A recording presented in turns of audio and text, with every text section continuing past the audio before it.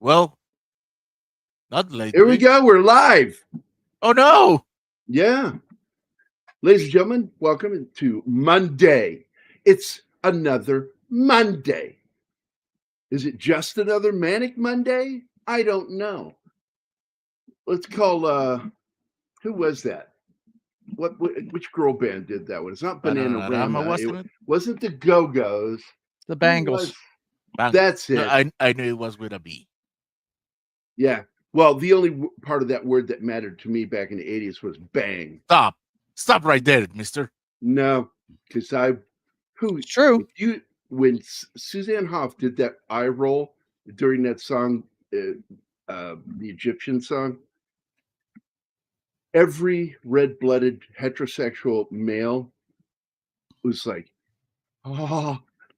All I can tell you is it's a well-documented fact. I have a thing for petite brunettes. So, yeah, that's where it's at. Yeah. And I'm into really smart girls. I like smart girls. All this misogyny and objectification and sexualization offends me. This episode is brought to you by Backdoor Beaver. Yeah. You always remember that thing, but you open without an opening. Good job. I didn't feel like doing one. I just felt like doing a cold open. So here we go. Wait a minute. Graham Greene passed away? Like, what are the odds that he would die the week we're going to do a bunch of movies that he's in? Wow. Is that like the Ringu thing, the Japanese, where you watch, like, if we plan to do movies about somebody, they die? Yeah, we're well aware of it, buddy. And thank you for saying rest in peace. I always liked Graham Greene. I was a big fan of his, and Dances with Wolves is why, because he was probably one of the best characters in the film. His portrayal of Kickingbird was fucking awesome. When he sees him running at him naked, and later tells the other Indian guy. And yeah. Are you sure he's a man? He's like, yeah, I saw his little piece there. I was in San Antonio, Texas. I saw that at I was at Fort Sam Houston in the Army. And Alicia and I were just dating, and we decided to go see that in the theater. What a fucking movie. Yeah, it is fantastic. And I'm telling you, it has a different impact on you on a movie screen than it does a TV screen, especially a 1990s TV screen, no matter how big it got, because the vistas in that are incredible.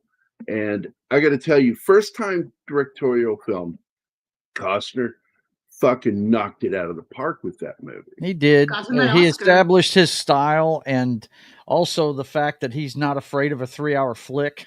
4 hours to make them. Yeah. Yeah. They had a hard time. They had a hard time cutting it down to under 3 hours.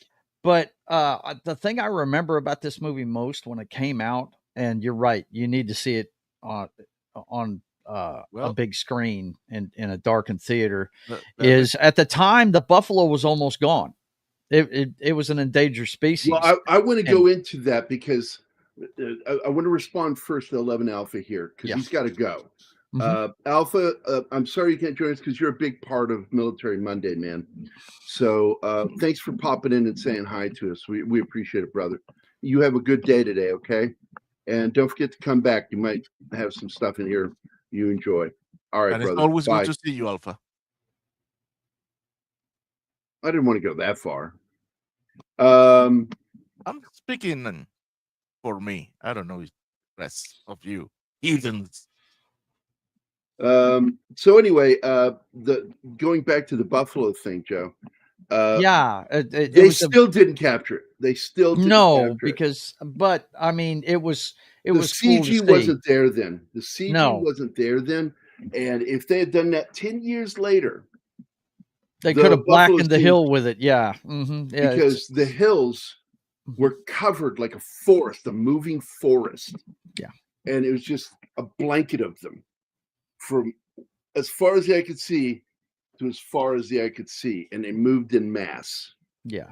And Costner really shined a light on it. That whole scene where they run with the buffalo is just awesome. I loved it. I thought it was great. And how they pulled off the killing of the buffalo was even more phenomenal because they didn't want to harm any of those animals, and they didn't. No animals were actually harmed in the making of this film, though we see the death of quite a few, including Duke, the wolf, and Duke the horse, which he loved that horse so much. There were two horses, Cisco but the one horse in the movie. Cisco is the one that he bonded with. And Cisco, he loved that horse so much, he bought that horse and he kept that horse and took care of that horse until he died at the ripe old age of 33 in 2004. They put up a sign too. They put up a monument, little sign monument. This is where he's lived and this is where he's buried. And he did use the horse in other films, but the horse doesn't get any credit. Bill, I think you're just ignoring me. It's okay. He always ignores the Scottish. You can't ignore the Scottish. That would be me. That would be like trying to ignore a whistling tea kettle. It's just you can't. I think what makes The Dances with Wolves such a compelling movie is how it challenges people's stereotypes.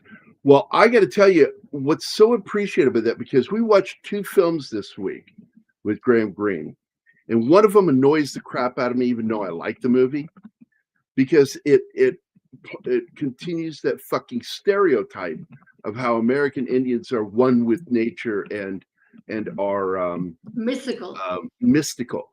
And it's like, get the fuck out of my face with that mystical shit.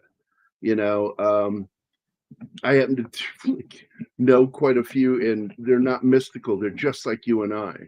And they're going through their own shit. And that's what this movie is more like, And this movie also realistically approached the fact that tribes killed other tribes. They not only would kill them, they would enslave them sometimes. And it was pretty fucking awful what some of the tribes do. And of course, the main tribes in this one are I think it's the Shoshone, who speak Lakota, and the Pawnee. Yeah. Now, I don't understand what you're describing. A behavior like matches all human beings. Yeah, I know. But Hollywood likes to make these fucking movies, and I don't want to say any names, Thunderheart, that kind of goes into the mystic side all the time, Thunderheart. And I mean, it sounds like it's a fucking James Bond movie, Thunderheart, but it really does. I'm surprised they didn't get Tom Jones. Tom Jones sing the theme song, Thunderheart. Right. And of course, and they it get strikes like to my knowledge, your heart. And I love that song, but that song makes no fucking sense. Yeah. Who cares? Like, what the fuck is Thunderball? Great song, great Who movie. cares? You're just hearing Tom Jones howling like nobody. That's enough. What's new, Pussycat? So anyway, we'll be talking about that movie tomorrow, Thunderheart. We're going to be doing 2 law enforcement movies this week. Again, this week I'm dedicating to Graham Greene because I fucking love that guy. And are you doing Wind River by any chance, man? Yes. Wednesday. Oh, good. You'll be here. You will be here. Wednesday. Yeah, Wind River on Wednesday. That's what I'm talking about. That was my introduction to Taylor Sheridan, and I've been in love ever since in a manly way. Yes. No homo. And don't get me wrong. I used to think Taylor Sheridan can do no wrong. Then I saw Lioness. And right. Oh God. What the fuck? And then I saw what he did to the ending of Yellowstone. 1923. Yeah. The ending of 1923. And I'm like, Taylor Sheridan absolutely can be a fucking asshole. But I still think he's one of the most gifted writers currently working in Hollywood. He did it on, not that it was done. He put himself, promised he would never do that with Yellowstone, that he would never put himself in that show. He's all over that show. He is all over that final season. He's a major character in it. He had a bit part early on. Just a bit part. It was like a walk on one episode. When you see the kid leaves the Yellowstone Ranch to go down to Texas. And so you meet him, and he's the guy that runs the ranch.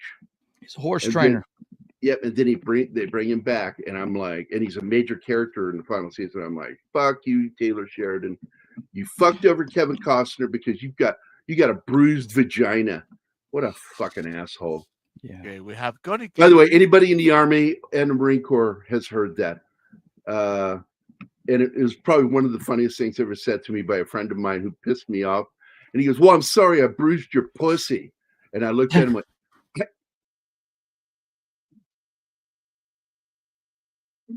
I just walked away.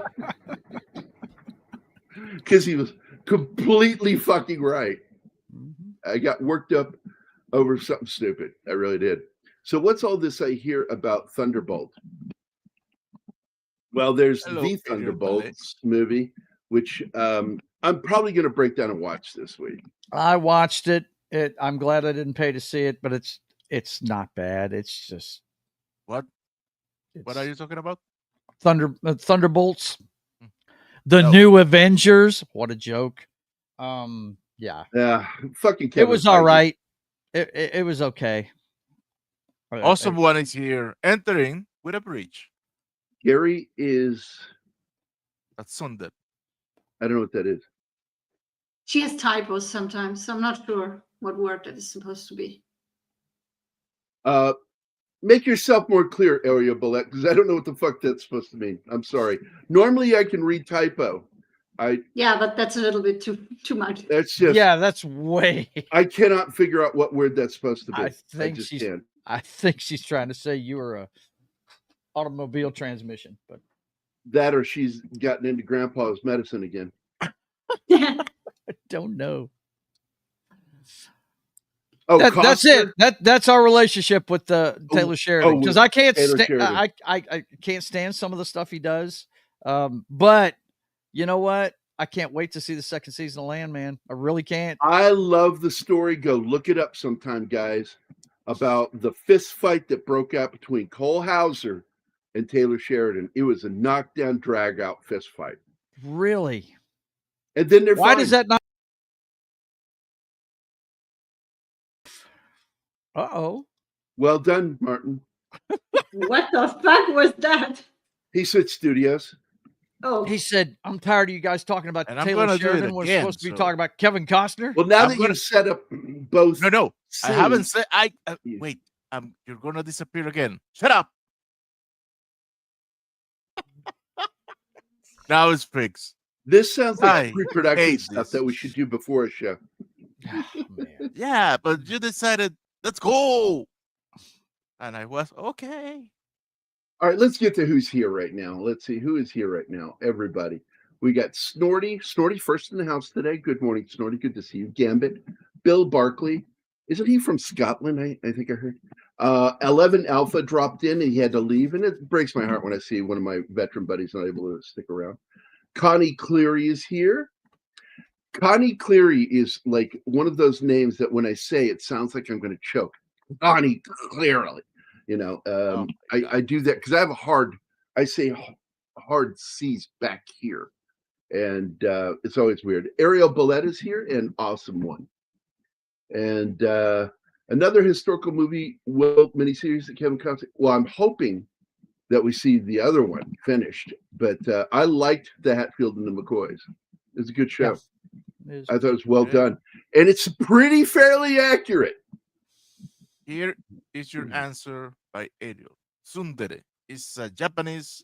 It's Japanese for a woman that likes a guy, but doesn't want to admit to the guy that she likes him. Oh, I thought that was bukkake. Like, thanks for the visual. You want a fucking visual. Oh my God. Fucking, I swear to God, Parrothead just fucking tears me up sometimes. I'm just like, I love him. He makes me laugh. Him, Andy, and Tim keep me chuckling. Occasionally, Sherry will pop up, but she kind of died down in the chats. Yeah. But boy, she can outshine any guy with the crude jokes. She really can. Mm-hmm. But I'm trying to find it. Fucking Parrothead posted this one that just fucking slayed me. Of it was a Halloween decoration of one of the M&Ms. Oh no! And it was supposed to be webbing, but it looks like bukkake. And I just looked at that and I went, "Oh, that's that special Japanese flavored M&M bukkake flavor." Buddy, I had a neighbor across the street. I drew the Grinch on a piece of plywood for him, thick plywood, and he made the Grinch for his front yard one year, and he made it look like the Grinch was stealing their lights. And the position of everything made it very much like he was self-indulging himself on their yard. It was really, really weird. I wish I'd have friggin' taken a picture of it. I was like, oh my God. And he didn't even realize what he'd done. I didn't have the heart to tell him. You know what I mean? How did you not see that? Just, it was weird. How many phrasings have I told you during the years, Anima? Too many. Well, that's it.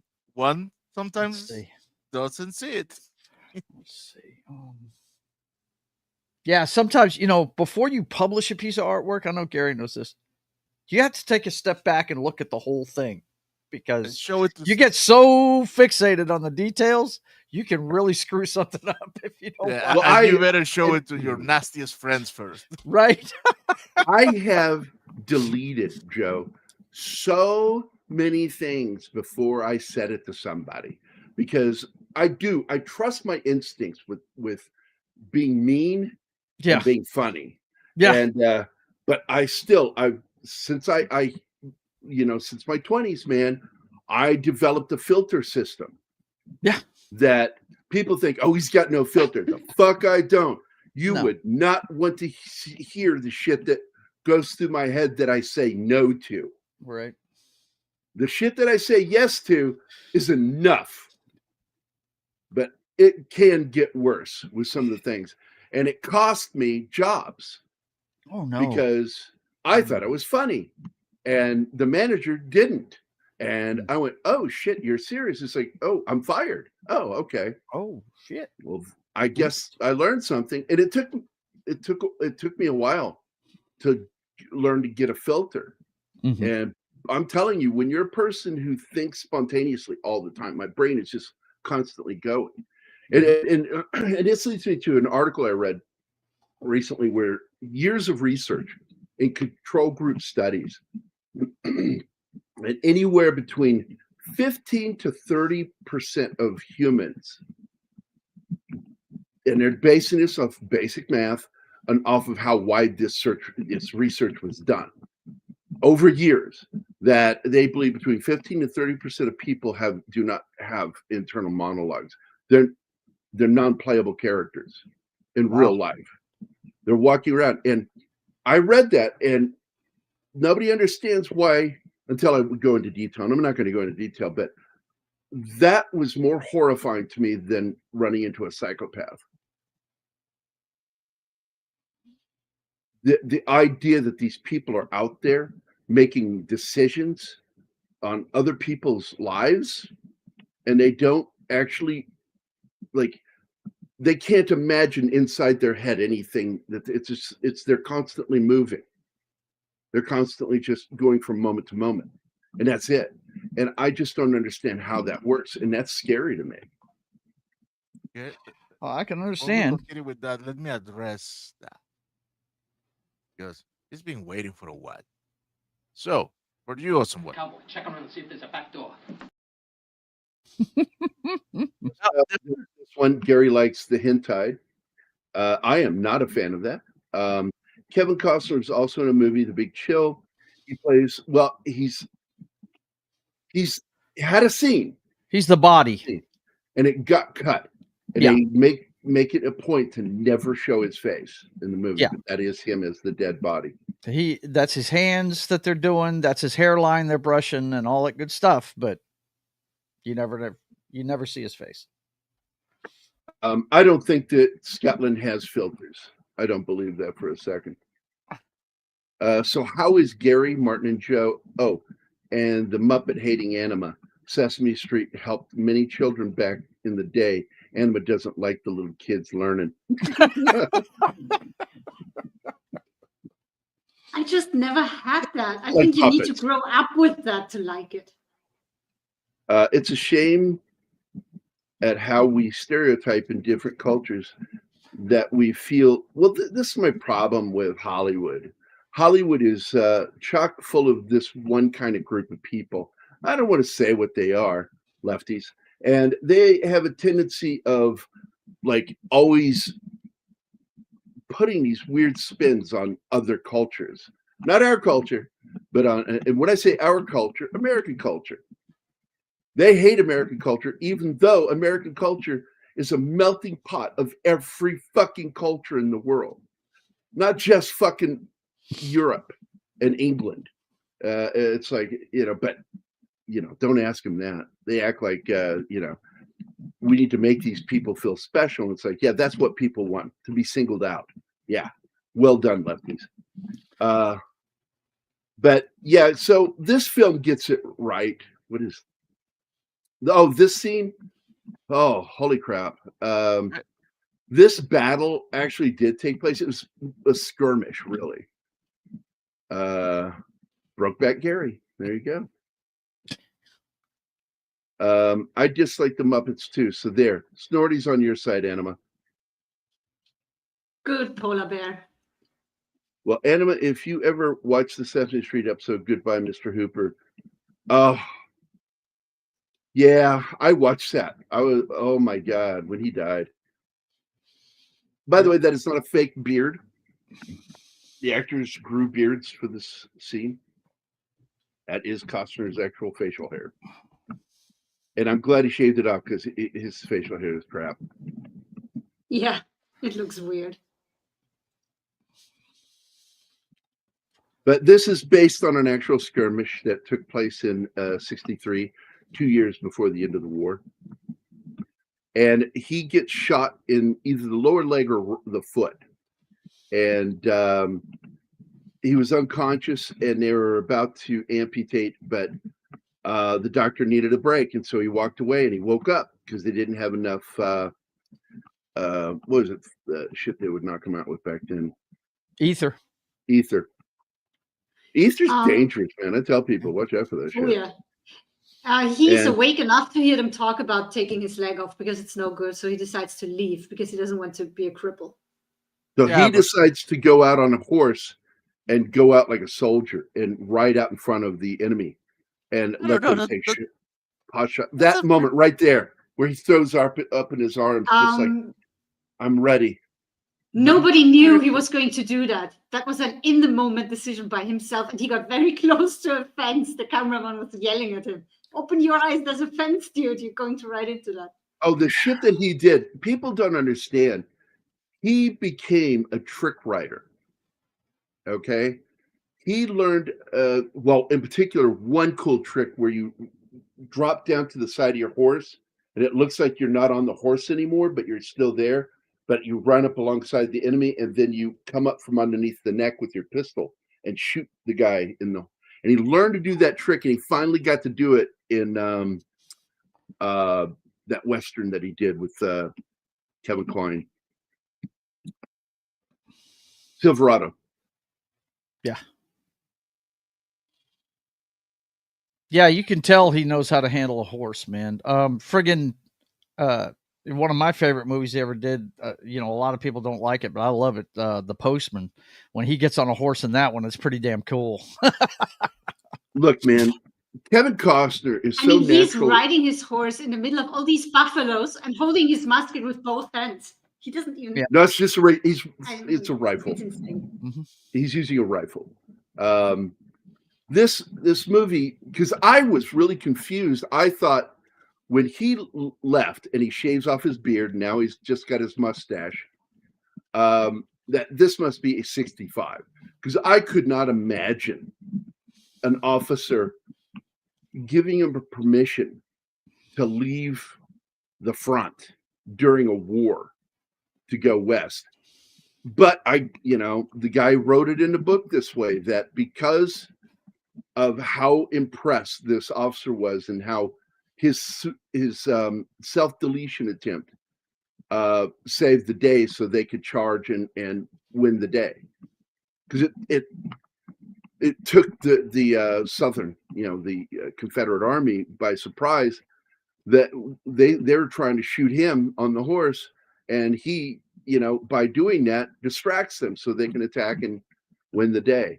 And so the officer gave him whatever mission he fucking wanted, and he wanted to go west. He said he wanted to see the wilderness of the United States before it gets destroyed with expansion. Joe knows when people are handling their horse. There you go, Joe. That's right. I do. How about that? I do. And by the way, I that love episode, horse. I don't know if any of you have been horse riding before, but I love it. I think it's awesome. I've been. I did it as a kid. Look, I tell you, they're expensive. I'd only have one if I was rich, because I'd have to hire somebody to take care of it, because I wouldn't know the first thing about it. But, Patty and I didn't own them, but we owned a horse barn, and we used to take in horses when people were traveling, and we would basically horse sit. And that was a fun thing to do. Sure. Joe, greetings. So this is not. No, I think this film is pretty straightforward, and it's fairly honest.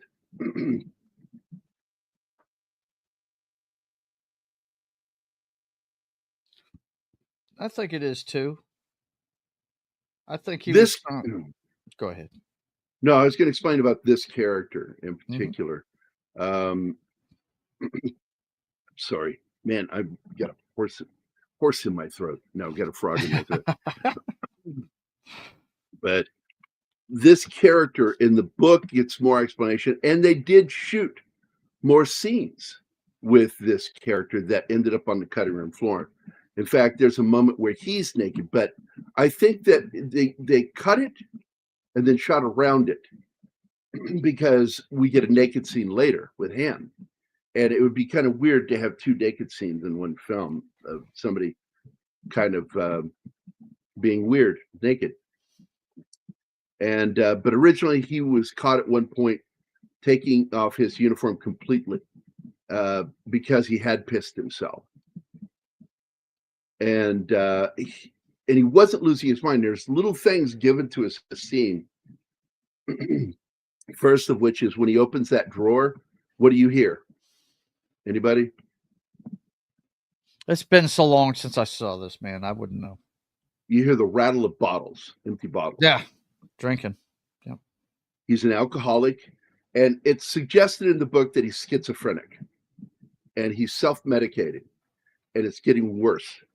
And the other part that you don't know about that's kind of mentioned in a scene that got deleted, but it's also in the book, is that he was passed over one too many times in his career.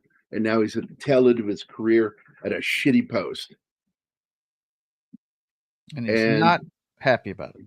Yeah. And the last fucking thing he does, and they mention it, that if you watch, he's like a child when he's signing writing out this message. And he's doing these crazy flourishes with the pen that I'm like, there's no way those are words. They're probably fucking scribbles or something. I don't know. But apparently he did write a letter. But he's over-exaggerating the flourishes when he's writing. And flourishes, of course, are like the loops and stuff like that. And he folds it into this, like, fucking folds it like it's a love note. And hands it to him. It's so fucking bizarre. And but he is crazy. and that is something that they kind of deal with in this film, is crazy that can happen from being places too long that aren't really, you say, is the West really habitable? We made it habitable. Yeah. That was a different place, man. Cabin fever got a lot of them, I mean, I tell you, watching this movie, this character is the first of many that are recreated later on, like Tom Cruise's part in the Last Samurai. I mean, it's the same kind of character, and Costner really knocked out of the park with this one. I also liked it because it is in the book too, that he heard the shot and he turned to look back, not knowing that the shot he heard was the officer, and it was the last thing this officer did before topping himself. Was I would have known immediately when the guy says, "To my journey," say, "Oh, this guy is gonna off himself." Well, yeah, we knew it as an audience, but Costner's like, man, they must be used to this guy because he's fucking out of his gourd. Yeah, but Costner's character, like I said, he's a character that I always thought this would have been a good prequel to, if you've ever seen Legends of the Fall. Yes, I always thought this would be a good prequel for the father character in that movie. Or as I like to refer to Legends of the Fall, as Bonanza if it got an R rating. No doubt. Yeah, it is. Yeah, really. I always thought this would be a great prequel for the father. You know what I mean? You mentioned cabin fever. I have a theory about this movie. It's a plot twist. The whole thing with the Indians are hallucinations. They're hallucinations. Right. Yeah. Because he's getting cabin fever. Well, apparently that's what happened previous to him getting there. And of course, one of the tribes, it may have been their tribe, I don't know, but somebody put dead deer in that water, and it was most likely the Pawnee, and to spoil that water, so the army guys couldn't drink it. I paused just for a second because this is the first time I see his spyglass. Yeah.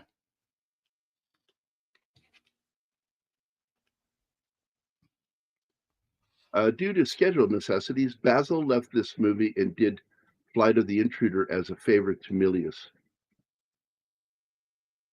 I didn't even come across his name. I did my research.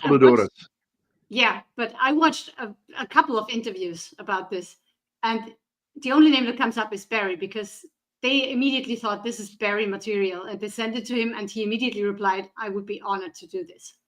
The other name didn't even come up in a single interview when they were talking about the music. So I don't know where he got that information from. Well, it's a fact. He was originally signed on to compose the score for the film, but he left the project to go work with John Milius because he and Milius had a close friendship and an agreement between the two. That's a fact. So it is true. It's true.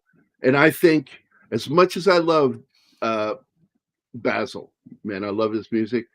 I couldn't imagine him composing a soundtrack as fucking heavenly as the soundtrack that John Barry did. This is the greatest, I would say, the greatest composition by John Barry. And I would also say that this is one of the 10 best soundtracks in the history of film. Yeah, that's good stuff. No doubt about it. And it deserved the Oscar, and it got it. Well, the whole movie was Oscar bait. Yeah. Was designed to be like that. Thankfully. Well, that's isolation is something this movie talks about. And I believe that's what happened to the men previously, is they lost their minds. They were living in little caves in the ground. Well, you have to admit that they were constantly attacked. Remember all the debris that was around the. Mm-hmm. Yeah, I know. So they thought they were safer in the caves. There it is. In the fort. There it is. It dug holes. This scene is actually showing this one dude talking to another dude living in a fucking hole in the ground. Because a lot of people forget this scene. And I think this is only in the director's cut. I don't think this scene was in the theatrical version. because this is the one time you get to see that what's going on there, because this guy's looking out of this fucking hole at him. Absolutely. Two Socks. Fucking, I love that fucking wolf, man. And also, again, those two wolves were sent to a special habitat to live out their lives. Because it was two wolves that played that. And they're both male, by the way. Surprising Anima, because she couldn't see the penis. Hey, I'm not making up words. No, you see him from the side a couple of times, and it just looked like a female. Oh, Open Range is great. That is, yeah, it is. When it comes, because I don't consider this a Western. No, it's not. I call this a period piece, is what I call it. Period piece. This is more of a war film that becomes a period piece. Yeah. This scene echoes again a scene we would see later in Gladiator. Yeah. Because there's something that happens when you get into those wheat and barley fields. Man, you just fucking, I've done it and fucking put my hands out like that. It's so cool because they're so soft. You think they're going to be rough. They're not. They're like, I don't know, man. It's like, it's almost magical. They feel like they're barely touching you when you brush your hands over them. You're one with the earth. Yep. Jonathan, absolutely agree with you on that, by the way. It's Two Socks absolutely is what kept him from losing his shit. This is one of my favorite characters in the film, and he has one of the most memorable lines that I have used in real life. I bet somebody back east is wondering, why don't he write? And Costner fucking echoed it later. And it's even funnier when he says, I bet somebody back home is wondering why he don't write. and he has one. No, that's when he comes back to his post from the Indians. Yep. And Two Socks sits there and just looks at him, and he's like, yeah, you're wondering why I didn't write. Now that's Robert Pastorelli playing the part of Timmons in this. And Pastorelli's got a tragic life himself. His big break was on that show, the political comedy series about the TV news anchor. What the fuck was that show called? Oh my God. Don't know. Murphy Brown. Yeah, Murphy Brown. He was her house painter in the show. And it was meant to be kind of a walk-on part, but the audience had great reaction to him and he became a regular. And his career took off. I was sad though when he did Cracker for America, which is the English version is the only good version. But he's a good actor, don't get me wrong. He was in some other movies and bit parts here and there. Great for comedy relief. He was in one of the Schwarzenegger films, action films. I think it's the one where he works for the federal marshals program and helping to relocate people. Eraser. I think it's Eraser he was in, because he's one of the people that he's helped that ends up having to help him back. But this character is a tragic character. And he is as cold as he is sometimes with his fucking crude humor. And I love that Costner writes in his thing, he says, I know he's trying to make things better, but he just makes it worse because he smells and he's got a horrible sense of humor and he's a foul human being. Yeah, it's just like, I fucking love that. He just kind of shits on him, but he tolerates him. But the guy does have a heart because he doesn't want to leave him at this abandoned fort. He's resisting. I don't want to leave you here. And finally, Costner pulls his weapon on him. He says, unpack my shit and fucking leave. And right there, man.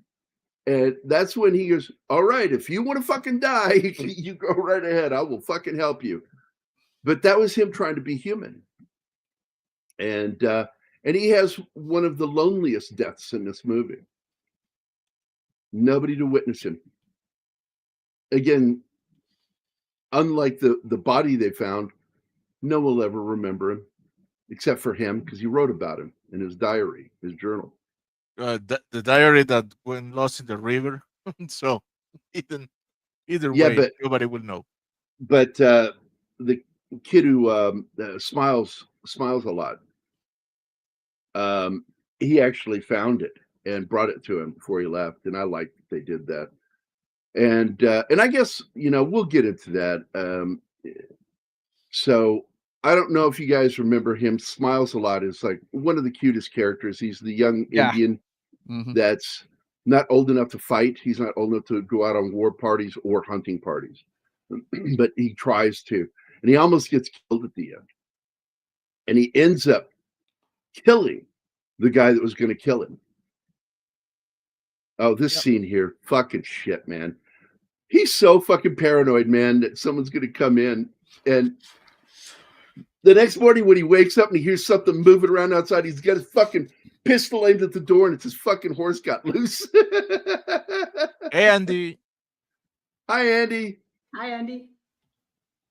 By the way, we haven't said hello to Jonathan Hancock, which I did read your comment, by the way, dude. Good comment.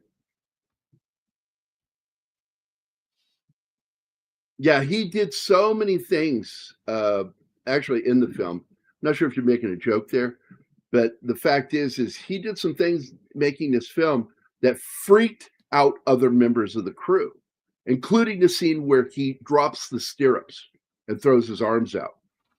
Martin brought that up earlier because but that was you because like he had no control over that horse. He was trusting that horse.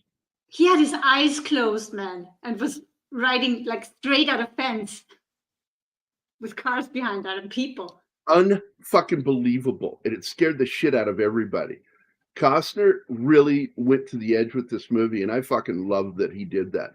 But this scene is one of my favorite moments in the film. There are like all these little tiny funny moments, like when he says, "I bet somebody back home wondering why he don't write." That's a great fucking moment in this movie. Glued in my head forever, living rent free. This scene with the fucking where he goes to sleep, he won't turn out his light. He's freaked out, man. He's freaked out by being out there all alone. And you don't know how all alone you are until the first fucking night. And anybody who's been out in the field in the military, even though you're surrounded by soldiers, it's pretty fucking creepy. Oh, dude, I got lost in a convoy in the desert on Fort Hood. And it can get really cold there. And we had like unbooted, the rubber boot around the stick shift on a Jeep. We had pulled that off, kept the engine running, just to get it warm inside the canvas. And one guy slept on the hood of the Jeep to stay warm with a poncho over him and stuff. And turned out we weren't far from where we were supposed to be, but we got lost, and it's not fun to not know where you're at. You can't see landmarks at night. No. And yeah, I'm telling you. So I do want to go over that because this is a good comment about Dunbar. There's a certain kind of realism about this movie that makes you feel like, was this like based on something? And no, it's not. This was inspired. It was an inspired moment for the author, Michael Blake, who wrote the novel. And he wrote it and it was published in 1988. And immediately Kevin Costner read it and fucking went to him to get the rights. And with the agreement that I will have you adapt your own book. So we would stay true to the novel. But it was a novel. It's a historical novel. The events are true, but the people and the immediate events in the story are all fictional. But the overarching events are true. And it's fairly accurate, but it's like the Civil War scene. There is a lot of fuck ups in that scene historically. That'll, I'm sure they had the best person on the job, but I don't think he was a real historian. So they had some shit wrong. Well, the people were actual reenactors. Yeah. Because that's a thing. So, yes, it is a thing. It's a thing all over the world. People who are reenactors. Well, yeah, those guys are great. They spend their own whole money. Life things. Yeah. is dedicated to this historical event. Like the Battle of Hastings. They reenact that every fucking year. These reenactors. And you can walk up to these guys and ask them questions. They'll tell you, just start telling you shit about the period and the people. And it's just fucking great. This was a scary scene to me because he got in that water, and that water is absolutely polluted with parasites and bacteria. One, it's a stagnant pond. And then there's dead animals in it too that have been thrown in there to rot. And putting a fucking kerchief over your face ain't gonna fucking save you. But like I learned as a kid, never eat fish from a fucking stagnant pond. And I'm like, then why fish in them? Like the point of fishing is to eat. This whole scene, man, it just creeped me out. Just the idea of having to.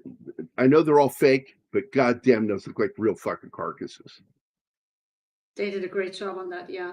Same with the mechanical buffaloes for the hunt. Read this.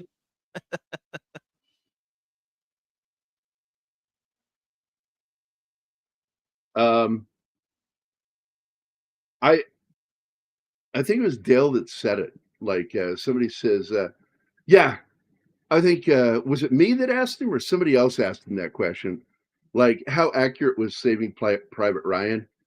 And he said, all the battle scenes were real. That was somebody in chat. Was that it? Because Dale liked that question, and I was like, and Jonathan, we interviewed the advisor for Private Ryan last week. Exactly. Jonathan, I work for Dale. I'm the official artist for his company. I've worked with him for 19 years as his official artist. And so I personally know and work with Dale Dye. And I try not to abuse the privilege, but whenever I get a chance to have him on, I ask him on the show. So if you want to stick around just for that, at least once or twice a year, we're going to have Dale Dye on. And we just had him on. We also had him on earlier in the year when we did Starship Troopers. Yep.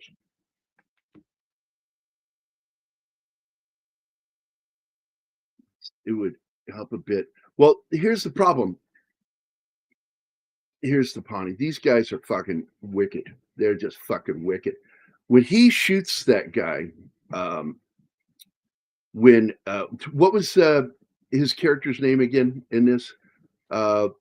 Toughest Pawnee. The Toughest Pawnee. I think that's his name in the script. I mean, in the credits. Yeah, they never give him an actual name. And oh my God, that dude is so fucking badass in this film. And but when he's riding up and he starts shooting him, I turned, I'm talking to Anima. I said, every single one of those is a torture shot. They're not designed to kill him. They're designed to cause pain and incapacitate him. And he didn't want to kill him quickly. He wanted to scalp him while he was alive. And then shoot an arrow in his dick. Yeah, if you pay attention, all the other arrows were removed from his body, but then one was left, and it's actually not in his thigh. That's right in his fucking junk area. That's sending a message. Yeah. Hey, Mephisto, what's up, buddy? Hi, Meph. So these were brutal people, and you find out in the story that the young white girl that was raised by the other tribe, they were the ones who caused her to be parentless and home. There it is. That's in his dick. Yeah. Because Anima goes, is that in his? Because I didn't want to say, and she goes, is that in his dick? And yeah. That was a symbol. Yeah, the American Indians have got they've got it over the gangsters on how to torture people. No doubt. Yeah, and but by the way, some of that they learned from the French. What? I don't know, but if you've ever seen A Man Called Horse with Richard Harris, some of their traditions are just painful. It's just barbaric. Whoa. Yeah, the whole bones, through the skin where they hang. Yeah, it's crazy. Oh, but anyway, I want to get into the history of this. Scalping was brought over by the French and was taught to them during the French Indian Wars. Ooh, I'm past time. Got to go. You guys be good. See you later, brother. Yep. Bye, Joe. See you, Joe. Now, Martin, you were going to say something? Yeah, torture is something that humans excel at. Oh, man. the way the Roman Empire did it, and they made they wrote down manuals on how to do it.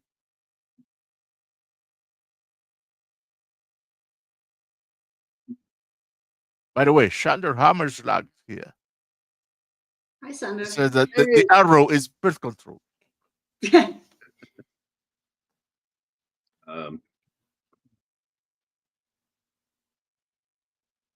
That comment. Yeah, the Mad Trappers were savage, man. I'm Matisse Canadian.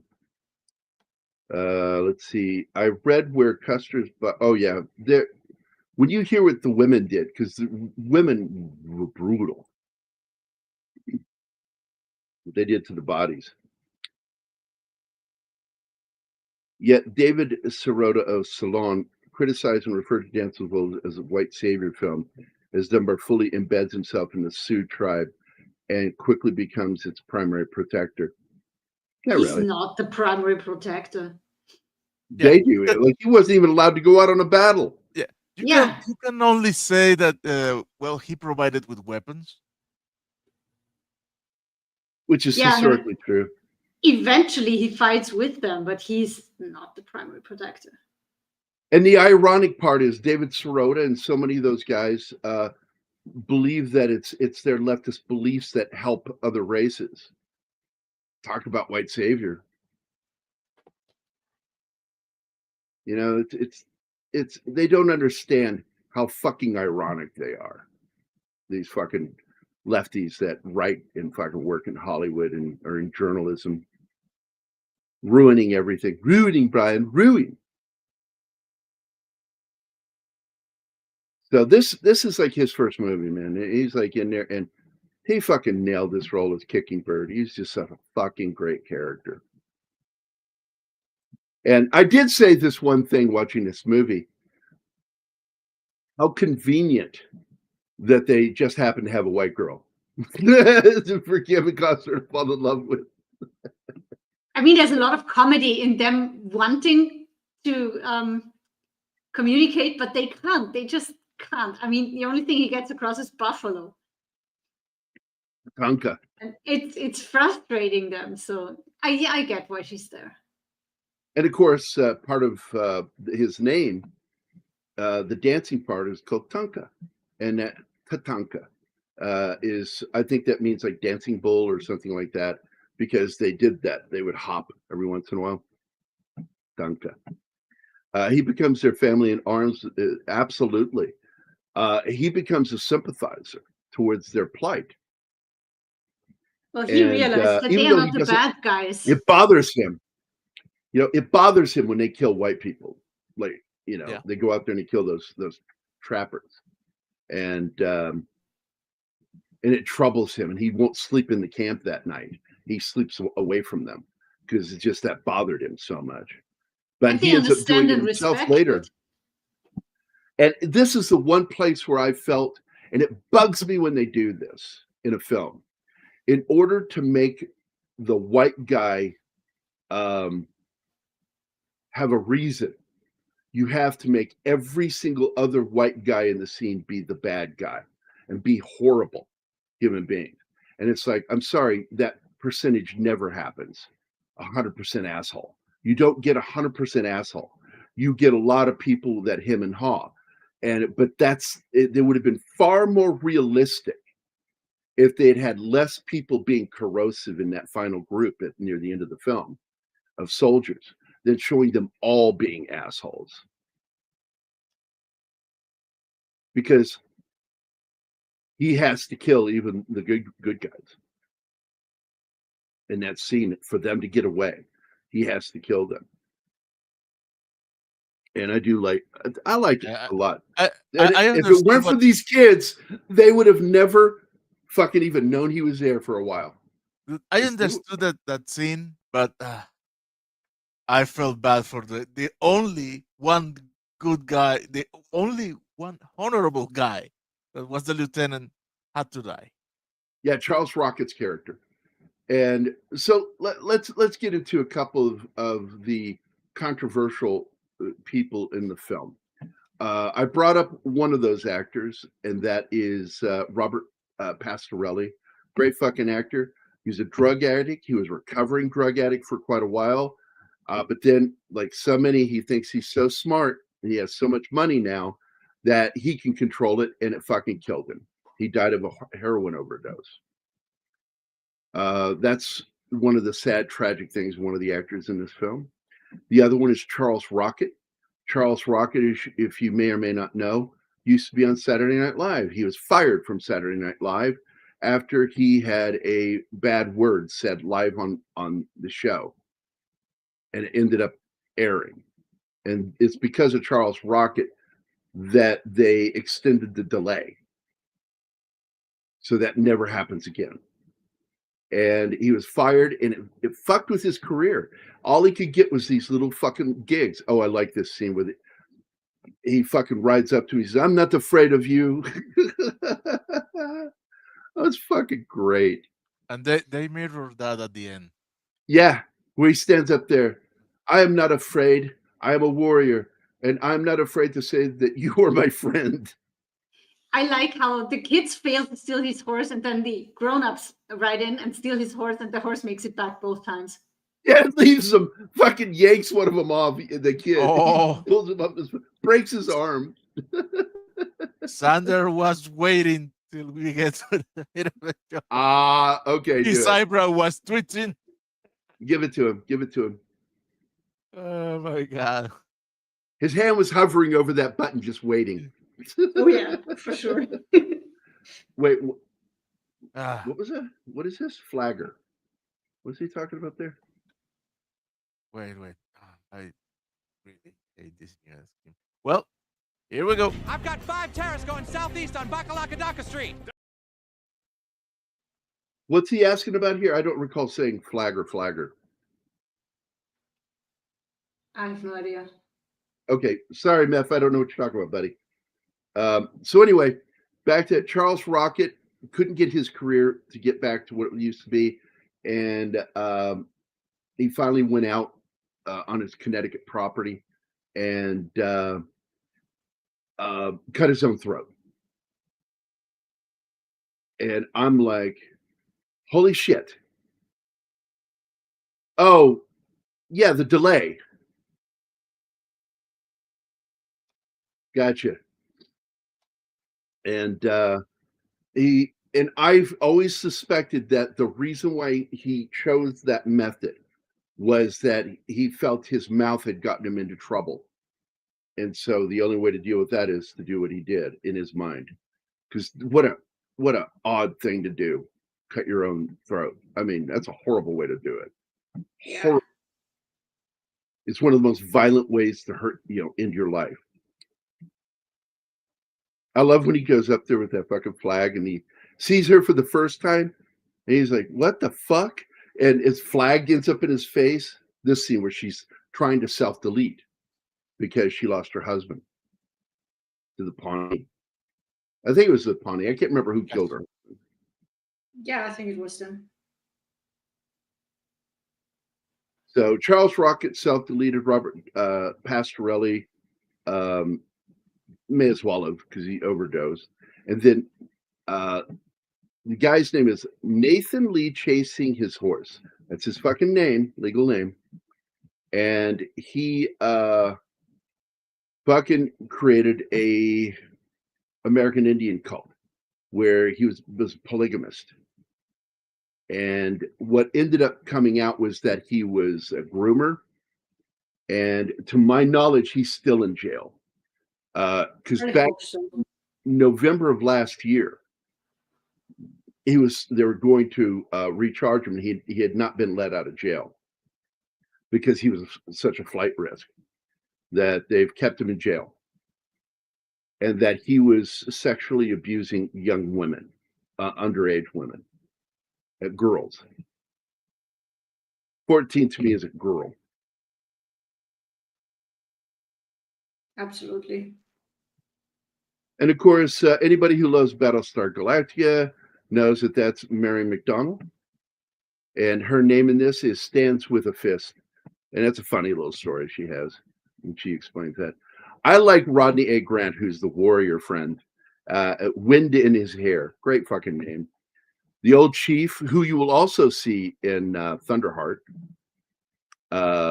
plays Tin Bears in this one. He's the actual chief, as I recall, of the tribe. Yeah. Yes. He's the chief. Graham Greene is the medicine man. Yeah. Or holy now, man. There's a misnomer about this film that a lot of the Sioux Indian actors that were in this film couldn't speak Lakota. That's a lie. It's not true. It just wasn't their common tongue. A lot of them, they didn't use it in their day-to-day lives. No, it is true, Gerry. A lot of them didn't speak it. I didn't say that. The way it's written is it makes it sound like they. The way I read it, they could not speak it. And I'm like, that's not true. Some of them could speak it, but not very well. But what they did is they brought in a dialect coach. And what they found, the easy way to get around some of the problems where someone didn't speak it at all, was to teach them the basic binary language, simplifying it down to these specific turns of phrases and words. And the dialect coach would work with them on their enunciation. And that was what they did. But some of the Sioux actors in this movie actually did speak some Lakota. Yeah, I've heard they ended up speaking like women, all of them, because they simplified it. That's what they did. Yeah, it's they say things the way women do.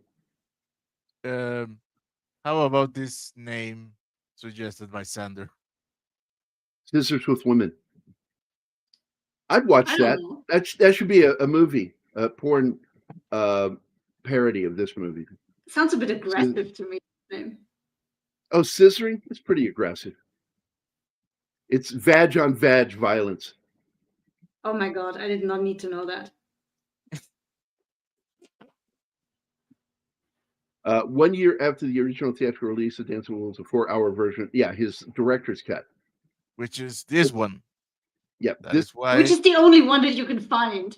We tried to find a shorter one. I didn't want her. But what I ended up doing, Martin, to save her was I sped it up to 1.5. It's almost halfway to 2 times speed, but it's still quite understandable. You can still enjoy the soundtrack, and she ended up really enjoying the shit out of this movie. Well, it was after 2 a.m. when we finished this because we had to watch 2 movies yesterday, and they were both long. So yeah, a lot of caffeine was involved. Both over 2 hours. And I got to tell you, man, this dude is much better than his career shows. Graham Greene is such a solid fucking actor. And Hollywood's not racist at all. God damn, she's pretty. Yeah, but they fucked up her hair. Why would her hair turn out like that? Because she doesn't brush it correctly, apparently. So they teased it outward. It's teased out. I believe her hair should have been braided. Yeah. At least the first time you see her.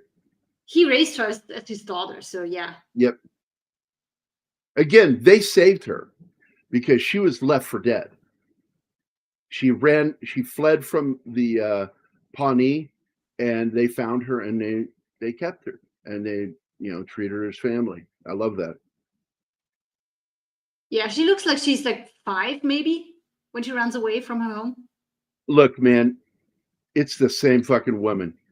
She looks good to me no matter what. Here's the memory, her remembering. And the only reason why she's having these memories is because Dunbar, his being there, has sparked this memory of English. Be careful out there among the English. His being there, yes, and also Kicking Bird urging her to kind of find the language and talk to him because nobody else can. And she's refusing at first. She says, it's dead in me. I cannot do that. And she runs out of the tent crying. And he says to this woman, she's being complicated. And she fires back with, well, she's the one crying, so maybe you fucked up.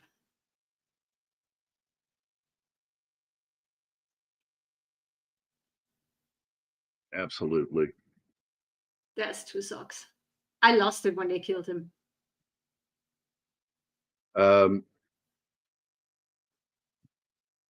Children and animals.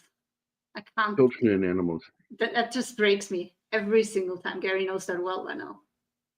Yeah, she's just a bag of fucking annoying when animals get hurt or kids get hurt in movies. Like, oh, Jesus Christ, this again. Shut the fuck up, you asshole. But I look, I like her in Sneakers. I liked her in everything she's been in. I loved her in Battlestar Galactica.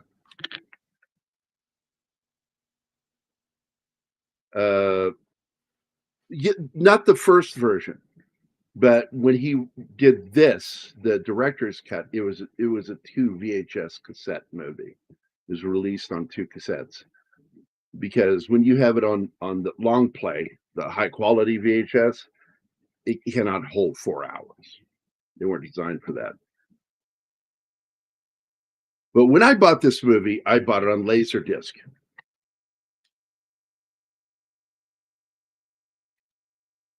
But I bought the theatrical cut.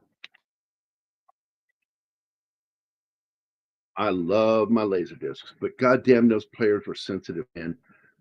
We lived in Savoy, Illinois, man, and we had storms running through regularly during spring and summer, and slight bit of electrical charge, man. And I had what do you call it? A protector, circuit protector that kept it from ramping up. It would knock out my Laserdisc player to have to fucking throw it away and go buy a new one. Hated that. Yeah, that sucks. She's trying to speak English here. And it's funny trying to find words. Because this is the first time where they understand things. So, who are you? What is your name? You know, I'm John Dunbar, Kicking Bird. One of the problems they had with, aside from finding the money to do it, was that everybody seems to expect them to find a way for all of them to speak English. And they didn't want that. They wanted subtitles and a Native American language. And I'm glad they did and it. By the way, she speaks it really well. She rattles off. They had months dialogue. of training in Lakota. Well, it's learning your lines. And all you got to do is once you learn your lines, then make sure you're saying it correctly. They actually learned the language, the basics. And they wanted to. Graham Greene's reaction, they cast him. And after that, he was already cast. He learned that most of it would be in Lakota. And he's like, but I don't speak it. So they told him, yeah, I guess you got to go learn. You're going to go learn to talk like a girl. And by the way, when I bought the Laserdisc copy of Dances with Wolves, it was the same thing. It was 2 Laserdiscs to watch that whole movie. I loved Laserdiscs.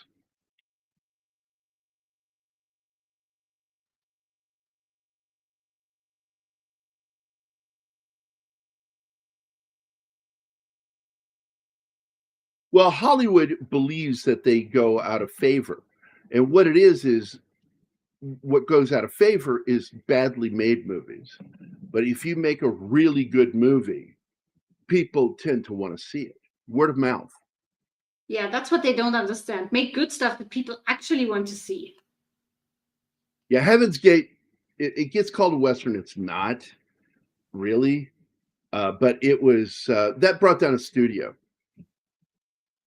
And that's it. Budgets kill studios. Silverado. Go look at the budget on that thing. Most expensive Western at that point ever made.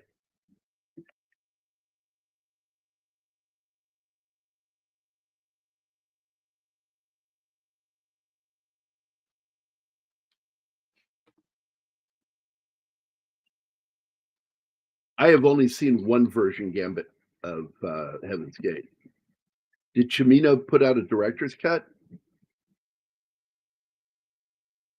Oh, wait, I didn't see this one. The project was turned down by several studios due to the Western genre no longer being popular. And of course, it's not really a Western, following the disastrous box office of Heaven's Gate. Yeah, exactly. And that's why he found a lot of the money himself to make this movie. And again, the practical effects used on us with the buffalo is incredible. How they did that. The quick cuts to the stumbling buffalo animatronics blend so well in this that on camera that looks real. But imagine if ILM had helped him on this film to show what it looked like. This is horrific. This kind of hunting is criminal.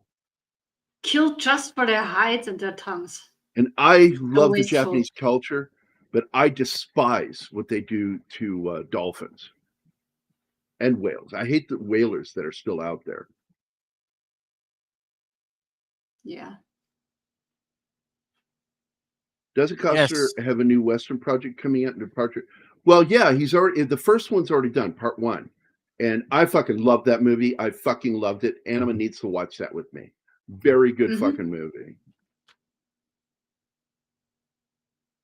And still waiting on news of the second film. It's supposed to be a 3-parter, right, Martin? Yep. That's what I heard. Yeah, and it was called Horizon.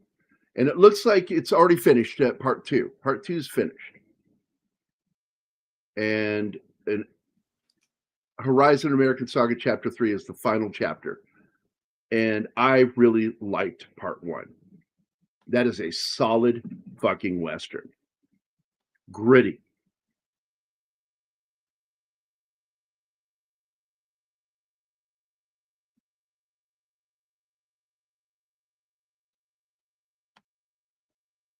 There's the spyglass again. Yep. And that's the payoff, is when he shows it to Kicking Bird.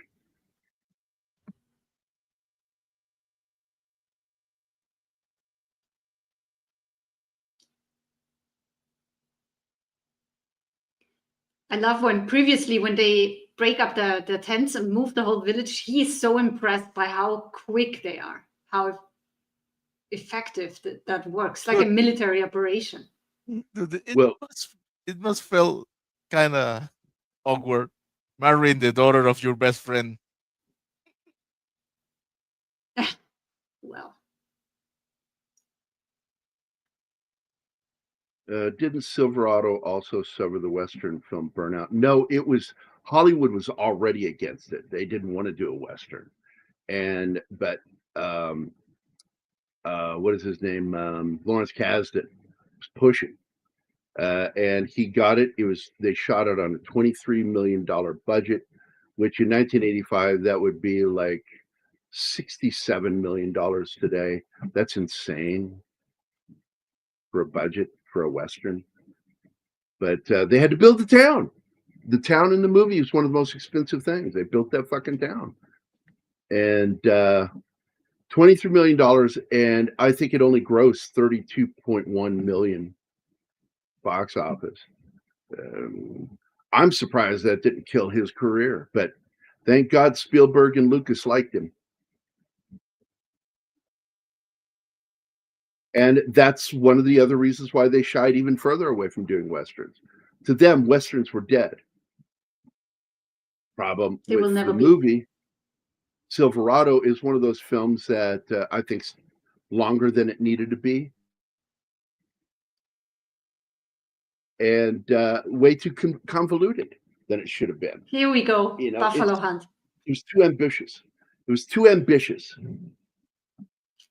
They did their best in showing this, but those hills were blackened by the fucking mass migration of these fucking buffalo.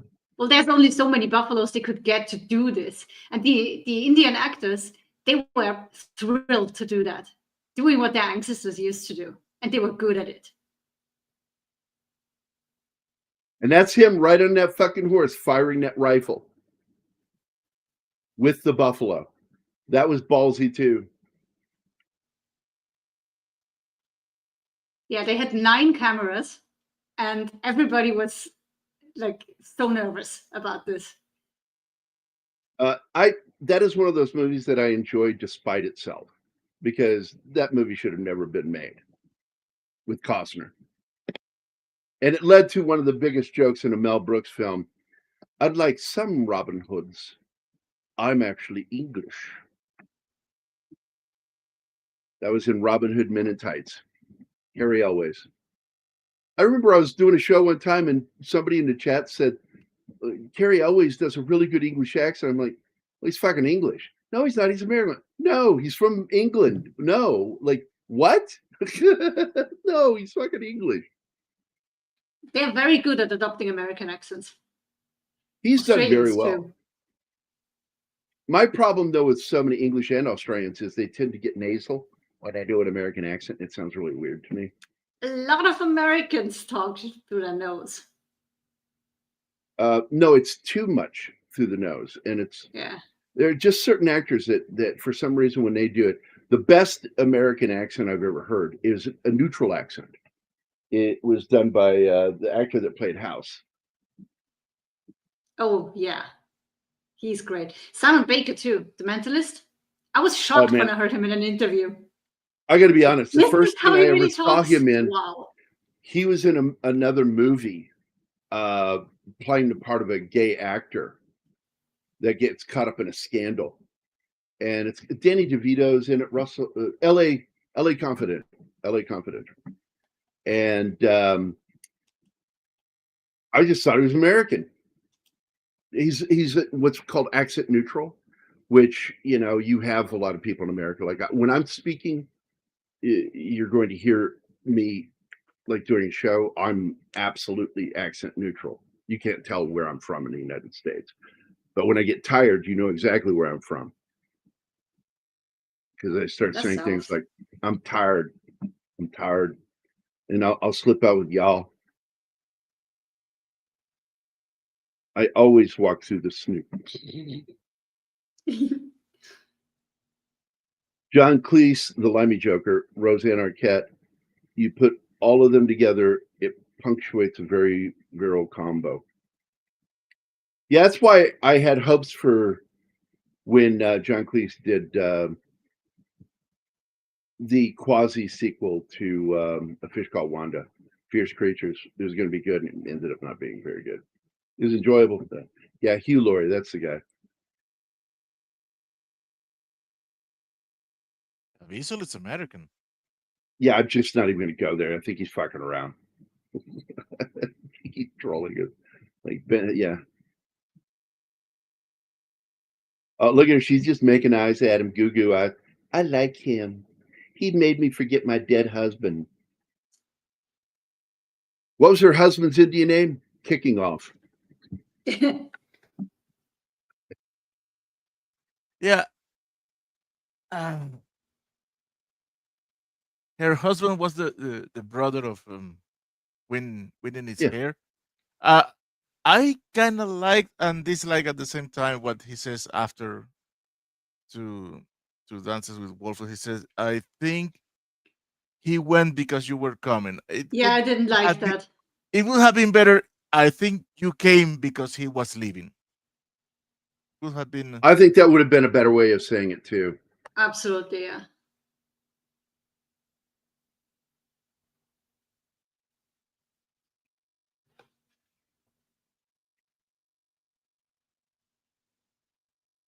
Why don't you make me a little coffee right now? Great. Now I want coffee too.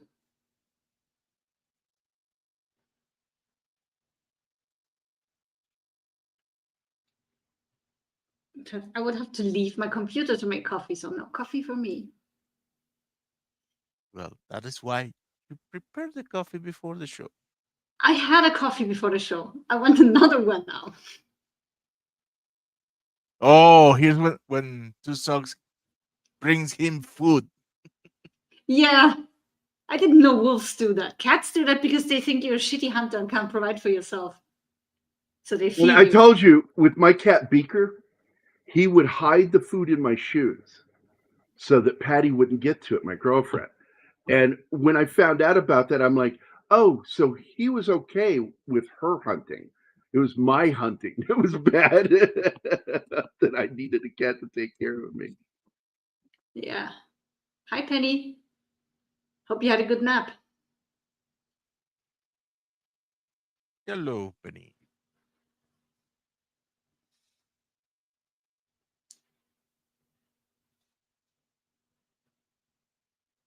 And she's looking for coffee too. Yeah. Damn it. Looking for it or having it, whatever. Those it is. I got to tell you, man. Sometimes, man, I just want some coffee. I love his long, lanky legs. I love the name Two Socks.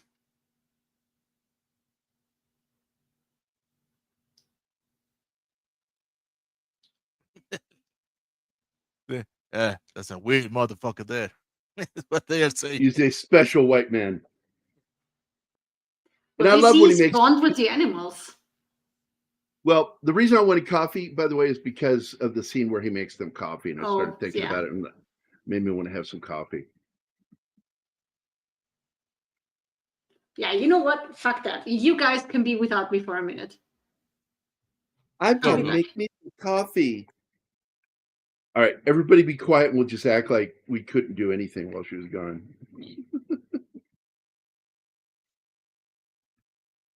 I'm just making my coffee. You need a coffee cap. It's not going to be that interesting. I don't hate fierce creatures, but it's not as yeah, it's just I just didn't think it was very good. I thought it was enjoyable, but like when you compare it to the previous film, it's like nowhere near as good. No. And that was it. It suffered a comparison.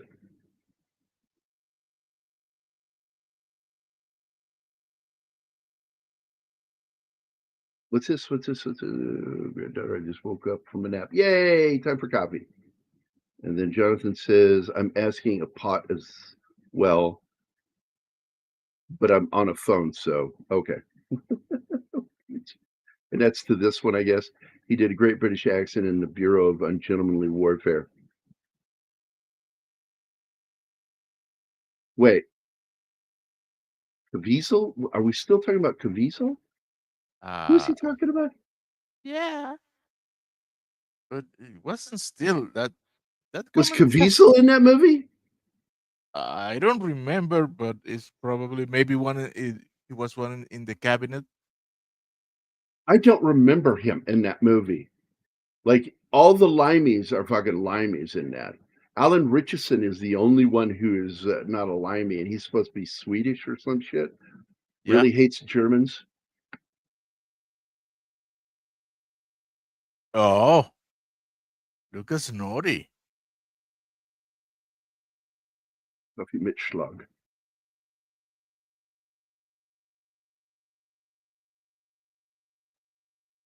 So they're kind of hiding in a little brush.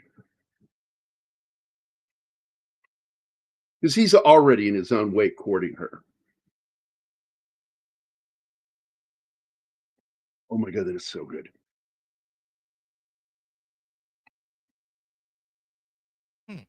And Anima really liked the fact that he did, you're here to say it, that you like the fact that he also rode without a saddle. Yeah.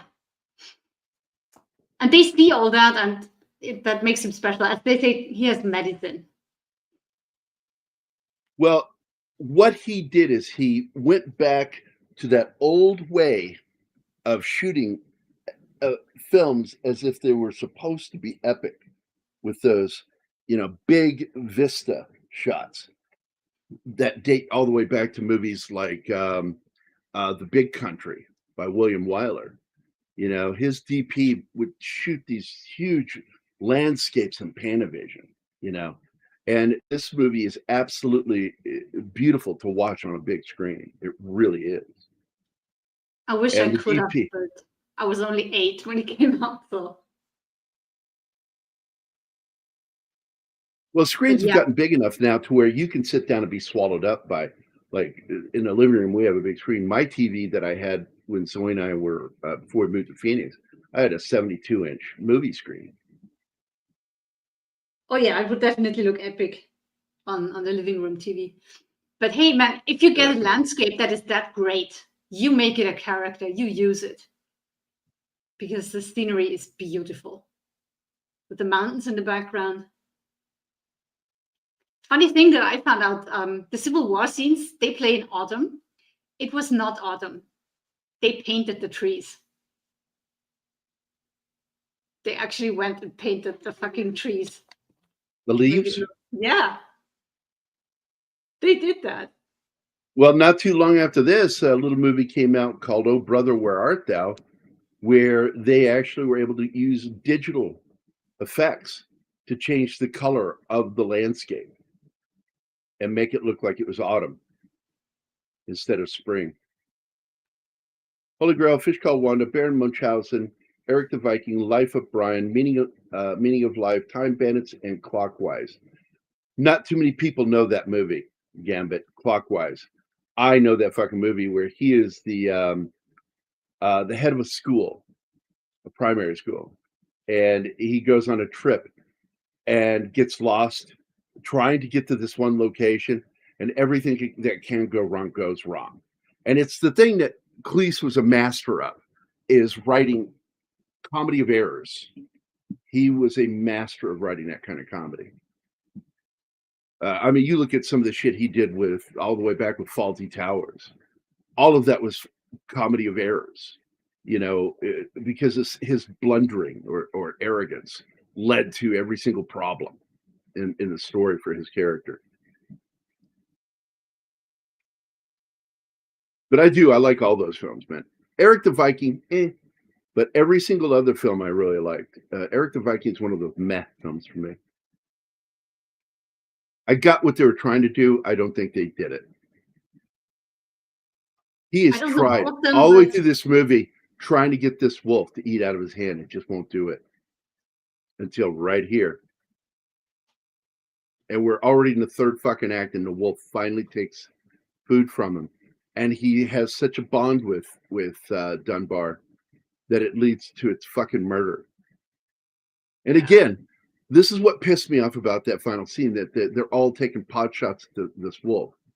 And they got to make they're making it out every single character to be an asshole. So it'll be, it'll be that way he has an excuse to kill them all. It's like, no, that's fucking weird. It's almost always thirds, 1/3. There's always that 1/3, of anything that's crap.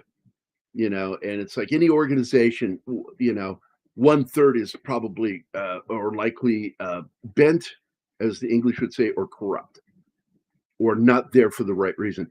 I love the way she hooked her fucking leg behind him. That's so fucking, I don't know. That's old school sexy when a woman does that.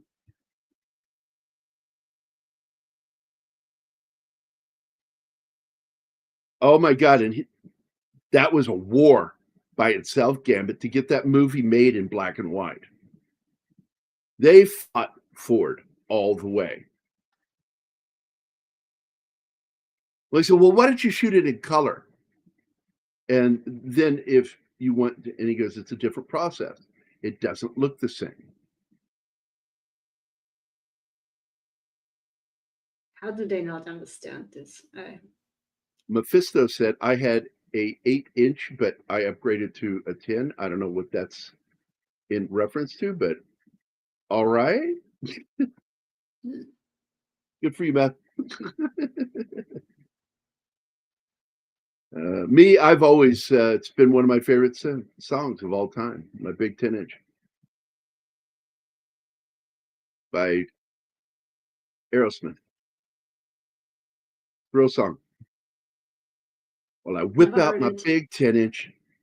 Oh, it's a funny song. And it's a play on words because he's talking about a music disc, 10-inch music disc. Oh, okay. But it's done as a double entendre. While I whip out my big 10-inch. Oh, it was a very complicated production.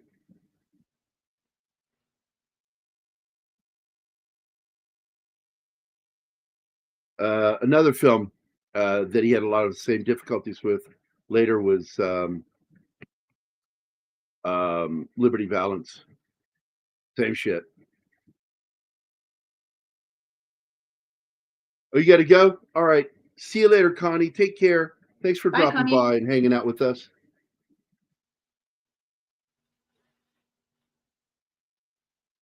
Okay, this is really good because the film and the book seem to follow the same thing, but clearly there is a long passage of time because his hair is short and then it's long. And what ended up happening, we sat down and did the math based off of the book, and you kind of get hints at it in dialogue. Because when the army finally fucking shows up, I felt like it was 2 years. I felt like it felt like 2 years in the way. I think it's 1.5. It's 1.5 years. Yeah, because they mentioned April at one point, and they are in winter. That was last April, not April this year's April, but the previous year's April. And so it's been over a year. So it's been about a year and a half, but it felt longer in the way it was written. Yeah. And also how good he became speaking the language, and some of them learned some English. Well, and this is what I talked about, because it's also something, Anima, you and I talked about with the other movie that was, or miniseries that was really good, Shogun, where when you are forced and immersed in a foreign language, where you don't speak it and they don't speak your language, you are forced to learn their language. And but in Shogun, he's not as fluent as Costner is in this one. After 2 to 3 years, he becomes very fluent. Yeah, 2 to 3 years. But they even say it. But Costner. But it's 8 months. But he's a fast learner. You should be able to learn the basics of a language within 6 to 8 months to get you through. You will sound like a fucking toddler sometimes to them, but they'll get the gist of what you're saying. Because I still can attest to that. I speak German like a toddler because I learned phonetically. I didn't ever have it formally taught to me. My dad just spoke German around me, and I had to learn what he was saying to me. So, but I love the fact that they do show that immersion, but it's also because he's fascinated with these people.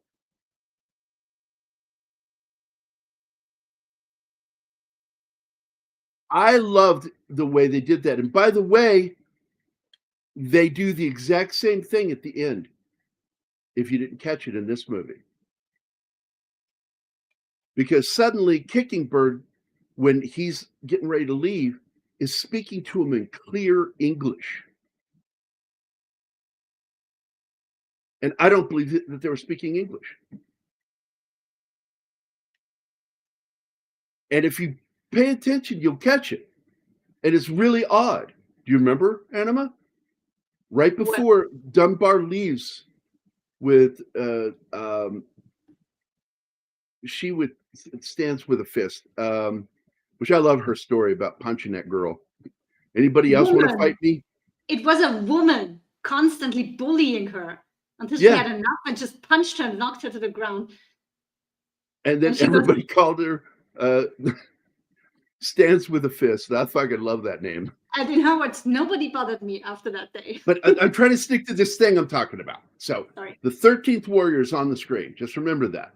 Because they have that moment in this film when he's leaving with her, that Kickingbird walks along with him and is speaking clear English. No accent.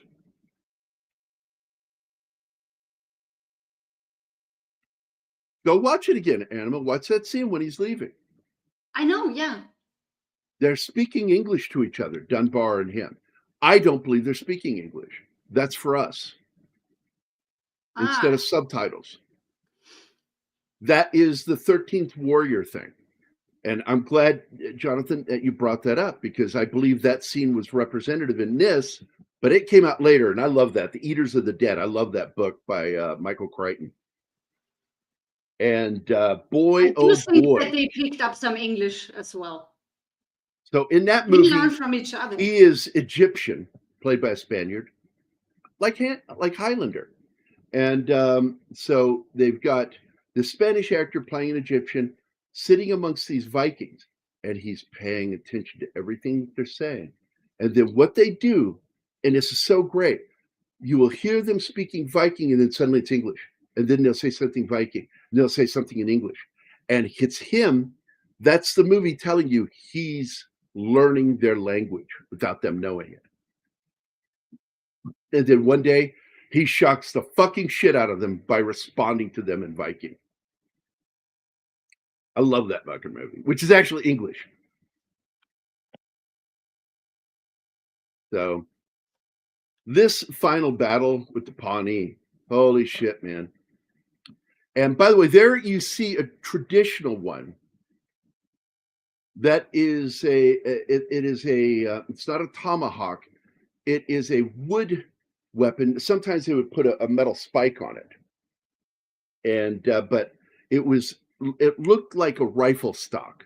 And so that's what it got its nickname from. It was looking like a rifle stock and a war rifle stock or some shit like that. I forget the name of it.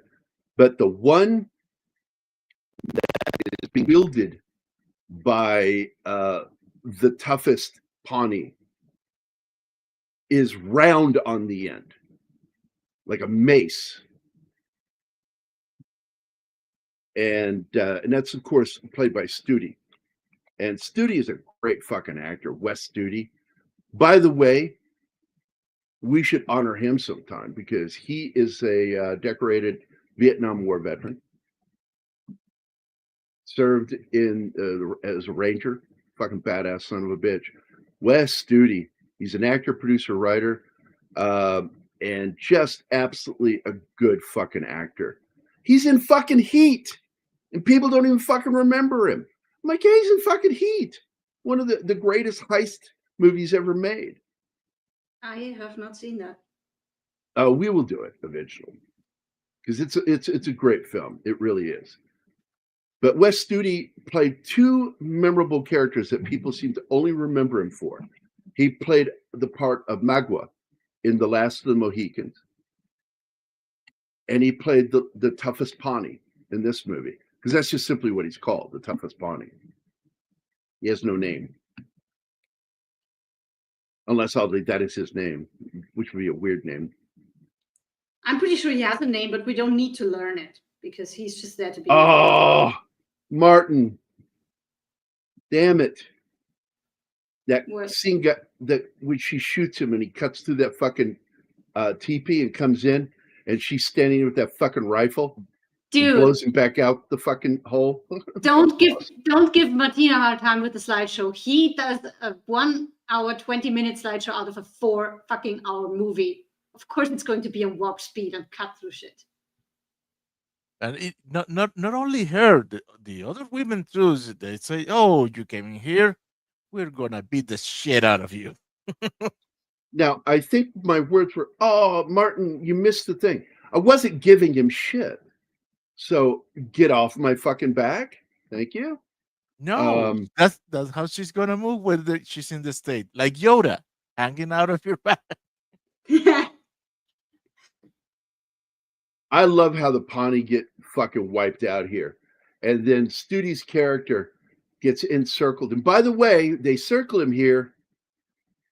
And this is one of those times where I'm okay with the way they circled him because they're aiming upward at him. They're not aiming straight across at each other. They're aiming upward because he's on top of this horse. And they don't want to harm the horse, just the person. Yeah. They want that horse. The horse has more value than the Pawnee. Absolutely. The horse doesn't want to kill them.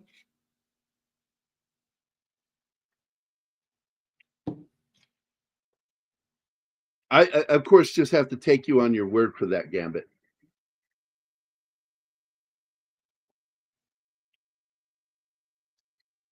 Jonathan Hancock, you too. I'm just going to have to take you at your word that you really remembered that he's in that. God, I'm glad. He's also in another film that I really like that we want to do. Martin and I have talked about it. Deep Rising. Oh, look at Jonathan saying exactly the same thing. Just brought it up, yeah. Yeah, and the other one, Mystery Men. He played Sphinx in that movie. I fucking love that movie. Anima's going to fucking hate it. Anyway, you went that movie, and you terrible. Oh, great. It's too silly. What she's really trying to say is too funny. Fuck you guys. I don't do silly funny. Never have, never will. Now, there's a show that he's on that a couple of my Indian friends have told me I should check out. I've never had a chance to. Reservation Dogs. It ended in 23. You got 2 seasons, 3 seasons, something like that. Never checked it out. I would really like to check it out sometime. Well, back to this, please. I'm talking about the actor that's in it. Throwing some love towards him. He's in a few episodes of what was that show called that I talked about yesterday or on Saturday? Penny Dreadful.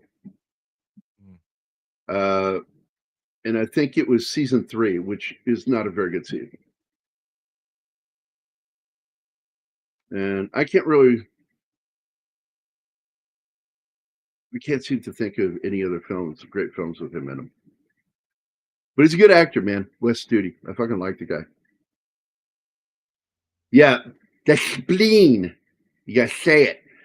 Spleen.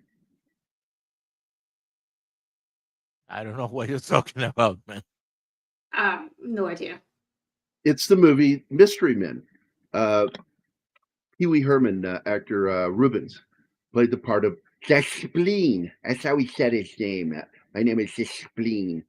And he had one funny, great line, which was improv, where he was talking to somebody, and then the fire in behind him just kind of went really hot real quick. It was an accident. And he turned and looked at him with, "Oh, sorry." Because his character farted, and it was dangerous, like deadly. Okay.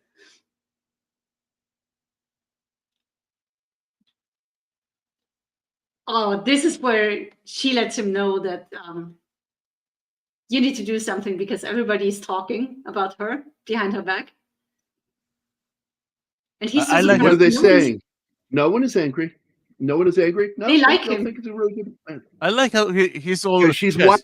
I'm gonna talk with her in the morning, like he's gonna have a big conversation. And he only says, Yeah. "You will more, no more." You will more, no more. That's all he says, and just walks away. She Just stands there like, and then she smiles. And then she Okay. gets this beam on her face. Oh, yeah. Her face lights up. That means we don't have to hide anymore. And they go straight to trying for a baby. I love it when the kids try to fuck with the smoke flap. Like when we close that, they will come out of the tent. And one of the grown-ups just rides up behind them and stares at them. They fuck off. Yeah. I can't remember the character's name, but back when Janine Garofalo wasn't a complete piece of garbage, she played this one character, the bowler. Was that it? The bowler? Yeah. And she's got this bowling ball. It's a crystal ball with the skull of her father in it that's cursed. And it's it has his essence in it, his spirit. Yes, his soul is in there. And it's like trapped inside, and she carries it with her to keep. And she has these one-sided conversations where she's the only one that can hear the dad talk. And she'll have these fucking one-sided arguments with this fucking bowling ball. It's hilarious. It sounds insane. Oh, it's a fun movie. It's so fun. And it kind of made fun of Batman by making it look like that Tim Burton look. The whole movie has a Tim Burton look to it. So they have all pitched in and given him something because he cannot marry a Sioux woman when he's poor, but they want them to be happy. That's how you know he's really part of the tribe now. Even the poorest members come and bring him something. I found that lovely.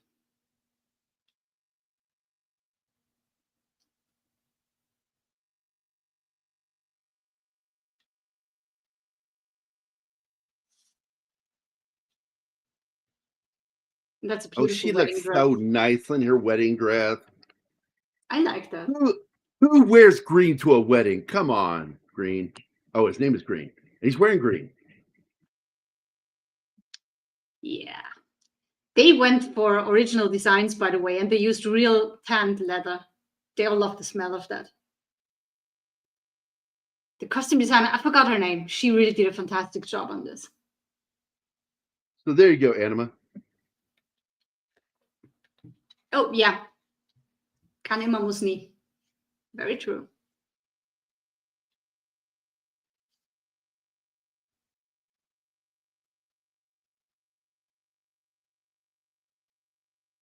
Look, God, the cinematography in this damn thing.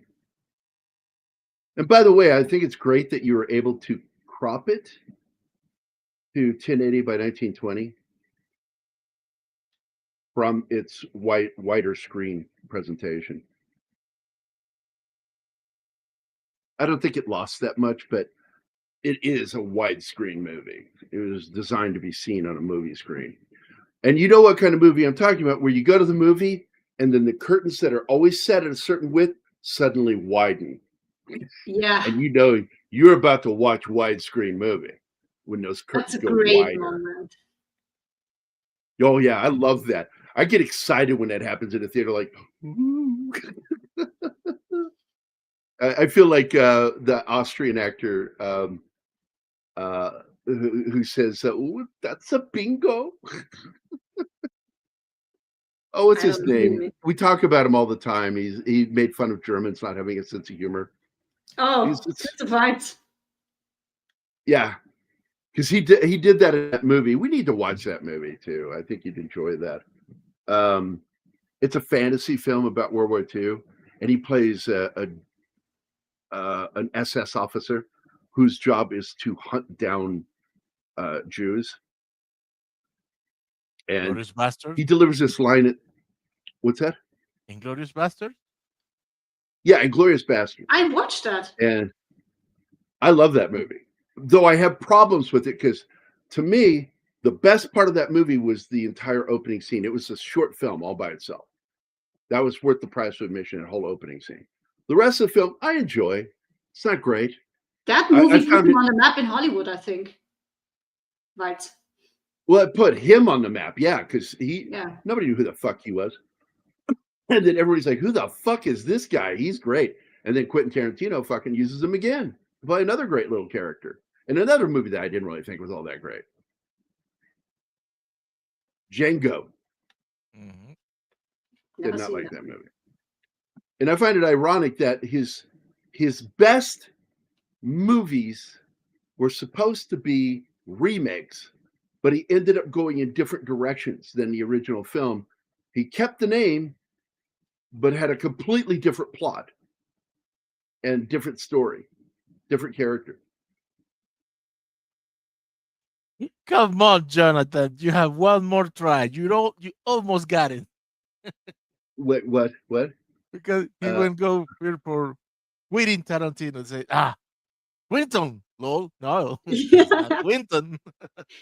Quentin. Well, it's like, okay, let me tell you something, Jonathan. Okay, I'm going to describe to you a moment that really happened. I'm sitting down. I had rented on what's it called? VOD, video on demand. I had rented Hateful Eight, and I'm watching it. And we get into the third act, and suddenly, out of nowhere, there's narration. But I don't know it's narration.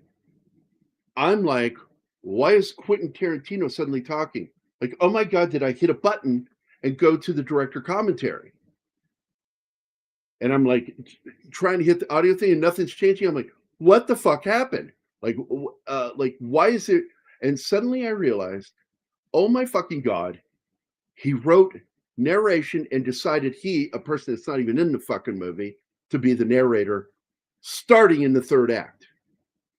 And I wanted to pull a Stewie from, Family Guy, fly across the country, buy a ladder at one of those Lowe's, go to his fucking mansion in Hollywood, climb the ladder, even though I don't need to because I'm tall, climb the ladder, ring the doorbell, and when he answers the door, punch him in the face and go, no, Quentin Tarantino, that's dumb. That was bad. It's not funny. Not funny. So finally, he does it correctly in his next movie, which was Once Upon a Time in Hollywood. Because in that one, he does the same fucking thing, third act. As you go into the third act, suddenly there's narration. But this time, it's a character in the movie that has a point to be made in the film. And that's Kurt Russell's character, the head stuntman that didn't want to work with because of his wife. He didn't want to work. Played by Zoe, by the way. She's a stunt woman from Australia. That played his wife. She didn't want to work with what's his name, Brad Pitt, because he killed his wife. And that one worked, but Hateful Eight, and then somebody says, "Oh well, he's going to do a mini series, cut up the movie into a mini series for Netflix." And I went, "Oh, well, God, he'll have a chance to remove the fucking narration." Now he kept it in. Still bad. I still have so many problems with that fucking movie. Also, there's a rule in writing: don't introduce a major character in the third act or after the first act. And he introduces the character in the third fucking act. Fucking God, man.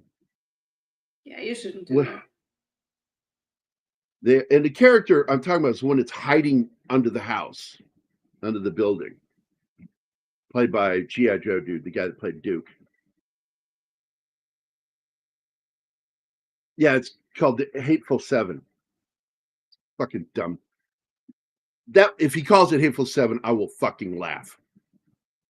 It's dumb. Yeah, I'm not gonna watch it if he does it, because if he fucking does the same thing again, I'll just want to fucking punch him in the face again. That expression on his face right there.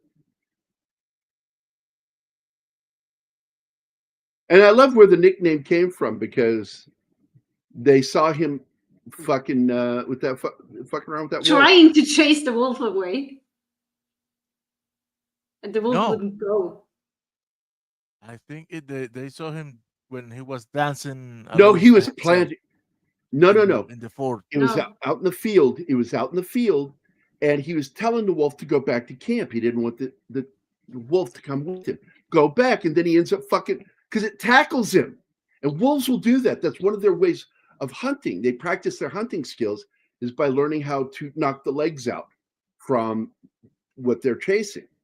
And so he does it to him and knocks him on his fucking ass. And I laugh so hard at that every time he does. He's on his horse at first. He's going on one of his patrols, and then the wolf shows up and runs alongside with him. So he gets off the horse and tries to chase the wolf away.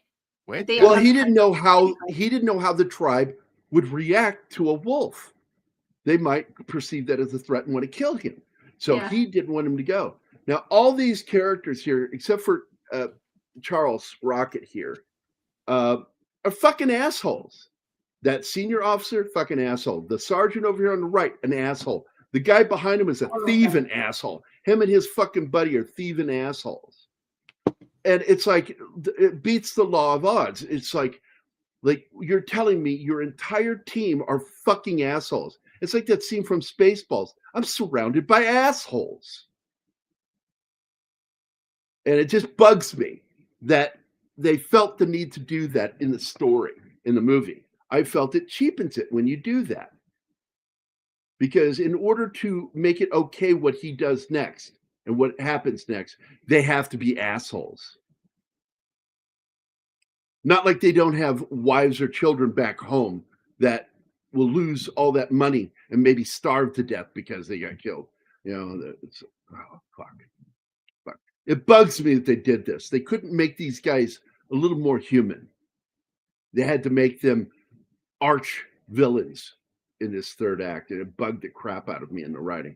Still, I fucking love this movie. It's not a perfect movie. It's a near perfect movie. That is an absolute serious beef in the writing to do that. Still, it deserved all the awards it got, because worldwide it got 95 nominations and it won 55 out of that. That is mind-blowing. Yeah, I love that they mistake him for that. And, you know, and it doesn't seem to, as he's approaching, to remember to speak in English, you know, and to respond to them like a normal fucking human being. He just doesn't respond. So, of course, they assume, because he doesn't do anything to stop them from Which is weird. That. Again, this is a writing issue I find a problem with, a flaw in the writing. And I still think this is a brilliantly written film, but that bugs me, because the 2 times he gets his ass kicked in this movie are because he doesn't fucking open his mouth up. They mistaked it. Yeah. Let's see. What's the next one? Let's just say near great film. It is. Oh, I would say near perfect. It's a great film, Gambit. I would say it's a great film. It is a near perfect film. And the only flaws that I find in this film is in the writing. Which is kind of ironic because he made sure when he went to get the rights to make this movie from the book, he promised the author, you are going to be the screenwriter for this. So yeah, and he did, and he did. He wrote the screenplay off his own book. Here it is. And he's out there in the fucking field using his book and for to wipe his toilet paper. Yeah. And even worse than that, he throws it to his buddy with a wind and it fucking blows away. And he laughs at him. Oh, you got no toilet paper now. You got to go walk around with dirty ass. Like, whatever, man. None of them can read. They couldn't make these characters human. No. They could not be sympathetic. They had to make them evil and dumb. And it's weak writing that does that. And so this is a serious criticism in the writing. This isn't just me having a pet peeve. This is a problem. It's problematic writing when you see that. They probably thought they have to make them evil so the audience doesn't get upset when they kill them all. And that's tough. That's tough. It's called verisimilitude. Yeah. You have to always be truthful in your writing. Even when you're writing fiction, you must be truthful. Because you look back at one of the greatest films ever made, and this is a perfect film, Lawrence of Arabia, even though historically there are some problems with it. But they pretty much got it right historically, pretty much. I really enjoyed Lawrence, even though it's so long.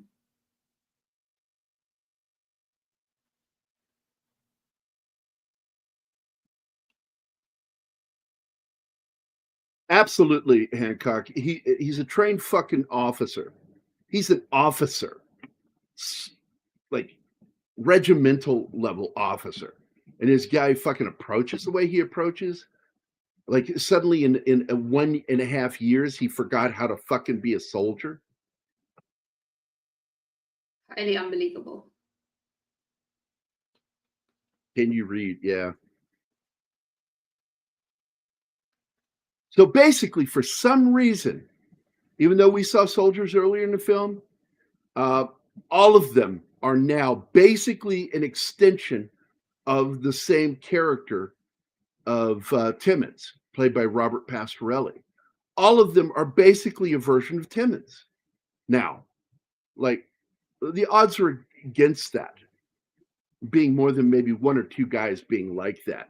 And they would absolutely be outcast by the other soldiers because they're fuck-offs. You meet guys like that, they're fuck-offs. The dude that stole the book, that lied and stole his book, absolutely would have been ostracized by the other soldiers. Not about the book, but because of that's their behavior, and they don't like them.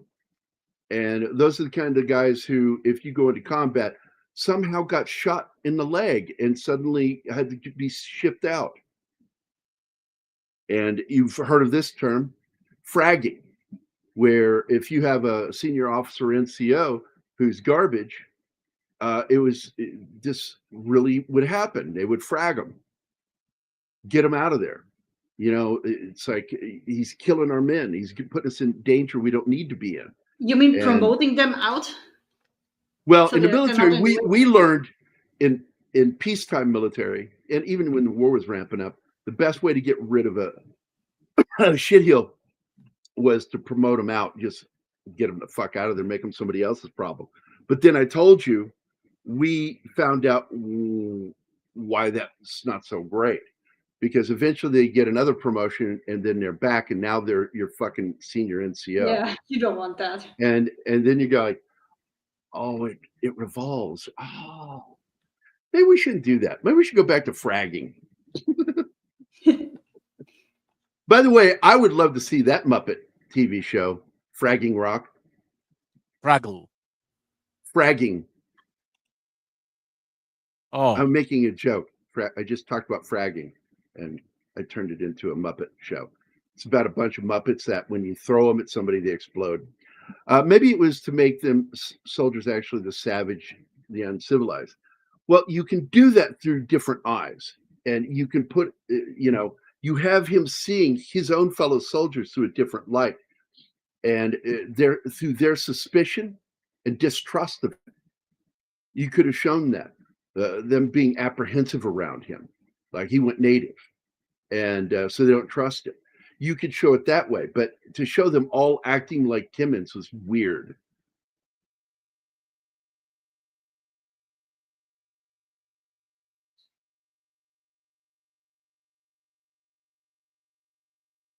It is inconsequential to them when Dunbar returns from the Lakota. Yeah. No, it is not, because technically he's a wolf. He's a Yeah. deserter. Which is why they will continue hunting him down. And that's why they go deeper, deeper into the woods. But he fears for this tribe because of the fact that he knows what's coming. That their And he world's gonna actually get opens smarter and up smarter. finally. Because they keep asking him, are there white people coming? How many are coming? And he says, I don't know. And in the end, he opens up to Kicking Bird and says, a lot. Way too many are coming. And they know they're not ready for that yet. Yeah, and I've always the Blue Collar Comedy Tour had one of my favorite comedians of all fucking time is Ron White. You know Ron White. Some call me Tater Tot. He says that they threw me out of the bar into the street, and these cops are hassling me. They're saying you're drunk in public. He goes, no, I was drunk in a bar. They threw me out. Arrest them. And he says that line. He says, now I don't know how many it was going to take to kick my ass, but I know how many they sent. And that's the line. Like, I don't know how many it was going to take, but I'll tell you what the U.S. did. They threw everything. In everything that we've ever done, we throw everything into it. We don't half-ass anything when it comes to warring. Unless there's, leftists in charge, and then there's a lot of half-assing. But it's not the soldiers half-assing it. It's the fucking government. Maybe it was, and so, yeah. In the power. I watched a Muppet skit, and the characters drive John Cleese to a brink of insanity. So he goes, Kermit, this is mad. 3 monsters grabbed me and made me wear, a Wagnerian opera. What does that even mean? I don't know. I don't know what that means. I have to fucking go see it. It was when John Cleese was on the Muppets. I think that was after Disney got involved. I don't think that was that the original Muppets, or was that later? I don't remember him being on there. That has to be pre-Disney. He had started a treaty, basically. Yeah, that's what he was working on. And if he had remembered to go to his post more, maybe he would have done that. But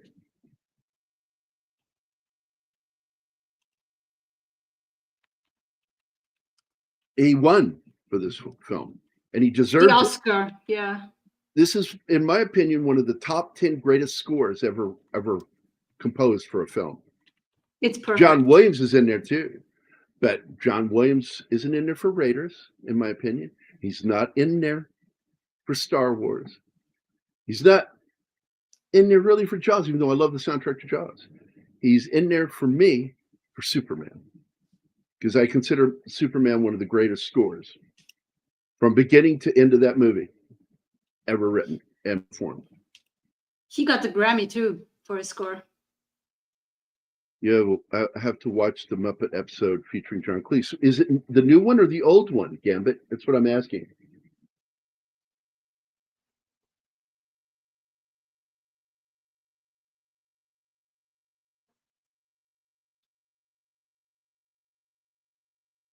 So, yeah, this is where he's speaking English to him now. And it was weird. It caught me off. I was like, what's up with that? Oh, I thought he just learned it so well by now. Yeah. Because if Dunbar can learn... That's the kid who started a cult to groom young girls for sex. What an ass. Makes me sad because he was such a cute kid. Turned out to be such an asshole.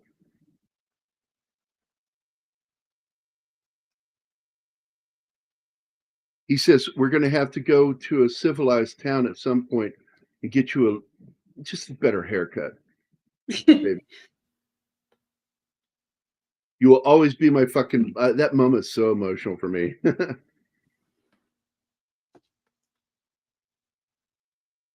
Well, she says, I'm not scared because I go where you go. That's how it works.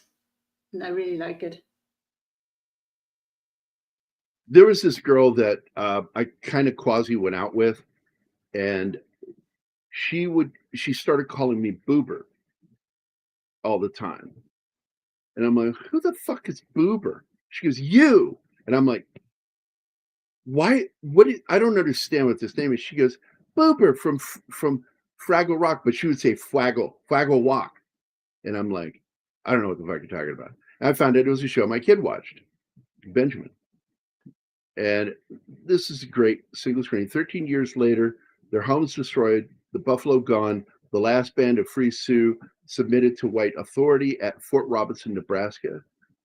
The great horse culture of the plains was gone, and the American frontier was soon to pass into history. And by the way, there's a great moment where he holds up that Spanish helmet, and Anima's like, what kind of helmet is the Spanish helmet? That's how horses came to America. It's the Spanish. And that's how they became great horsemen, because they... Yeah, that's the moment where he tells Dunbar, we've always had people come and try to take our land from us, and they never succeeded. We will fight. And they act like, this is the thing I have a problem with Hollywood. Why I love this film is they always like to act like that the Sioux and all these tribes didn't own land. They absolutely felt they had ownership over land.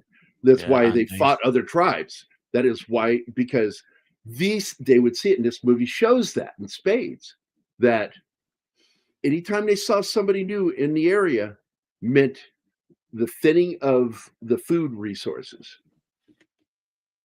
And that's how they saw it.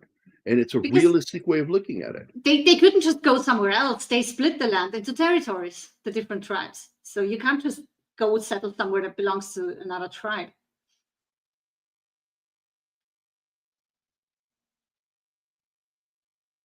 So great ending, great film. Not a perfect film, near perfect. But the third act where certain things just sort of fell apart for me in some of the writing. And I felt like it was just shocking that they went that way. Still 9 out of 10, I would say. Yeah. Oh, I'd still give it a high score. Definitely right around a 9. If you just asked me for acting, cinematography, and soundtrack, 10. It's a 10. Yeah. Writing, all the way up till the third act, 10, and then drops to a 9. So I'd say almost 9.5. It should deserve the 9.5 because it made it through the whole movie until it got stupid. Although even at the time, I had problems with like I remember saying that word. Oh, they got a white girl in the tribe. How convenient. Yeah. They just happen to have one of those. Well, it's not unheard of, though. No, it's not, but it is given situation that group.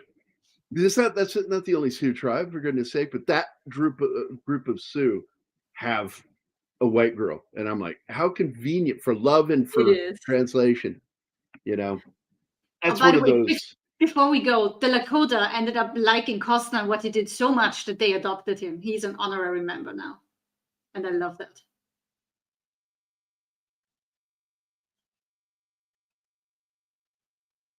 Oh, Jonathan gives it a 10 out of 10. Yeah, that's a good statement. This is true. The ships weren't exploring; they were coming to conquer and settle. Absolutely, and that's a threat to their survival. That tribe's and it goes way back. They found Vikings in America. That's how good their boats were. They made it all the way to America. Well, we know that in 1368, something like that. That we know that the Templars hit North America. We know it. And we've seen signs going inland markers on stones that would have been used by Templars, not Vikings. For God's sake, they were treated like cattle at Nebraska. Are you talking about the Indians? Yeah. Oh, okay. Pretty sure. 10 for 10. Outstanding. I'd like to know your scores, guys. What do you rank this at from 1 to 10? 1 being just a terrible movie to 10 being the best thing you've ever seen, or one of the best things you've ever seen. Martin, what's your ranking? 9. Oh yeah. So we're on the same page. I would give it 9. I did the math. Yeah. I did the math that because the bad writing for me didn't really occur until the third act, although I do consider there just happened to be a white girl in the tribe, kind of contrived, I forgave it because I love her character so much. She's so much fun. So I'll ignore that when you go all the way to the third act and just that little bit with the army soldiers' behavior, that I would give it a 9.5. I don't have problems with her being in the tribe. I have problems with their pairing up. I would have. So you don't think that's convenient? I would have preferred that he paired up with a real Sioux. In fact, her best friend, and she could have helped them get together. I think that would have been better. No, because with that you create a problem. With Miramani. Listen. With that you create a whole new problem, because when he has to leave the tribe, would he take her with him? Would she go? No, he removed. No, continue fighting. This is great. I'm removing. I'm just saying the end wouldn't be as easy as it was, because she's just returning to where she belongs to originally. If you pair him up with a Sioux woman, you create a whole dilemma that wherever they go, one will be out of place. They can never be living with white people again. They have to be constantly on the run because he's a fugitive.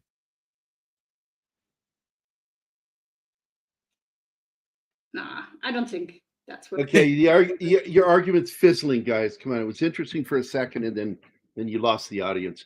I want to wrap, actually. So I meant to that. I haven't got all the scores in. So Jonathan gave us a 10 of 10. I got your 2 scores, but I was kind of hoping Gambit and some of the others would fucking throw in their scores on this film. I was hoping for that too.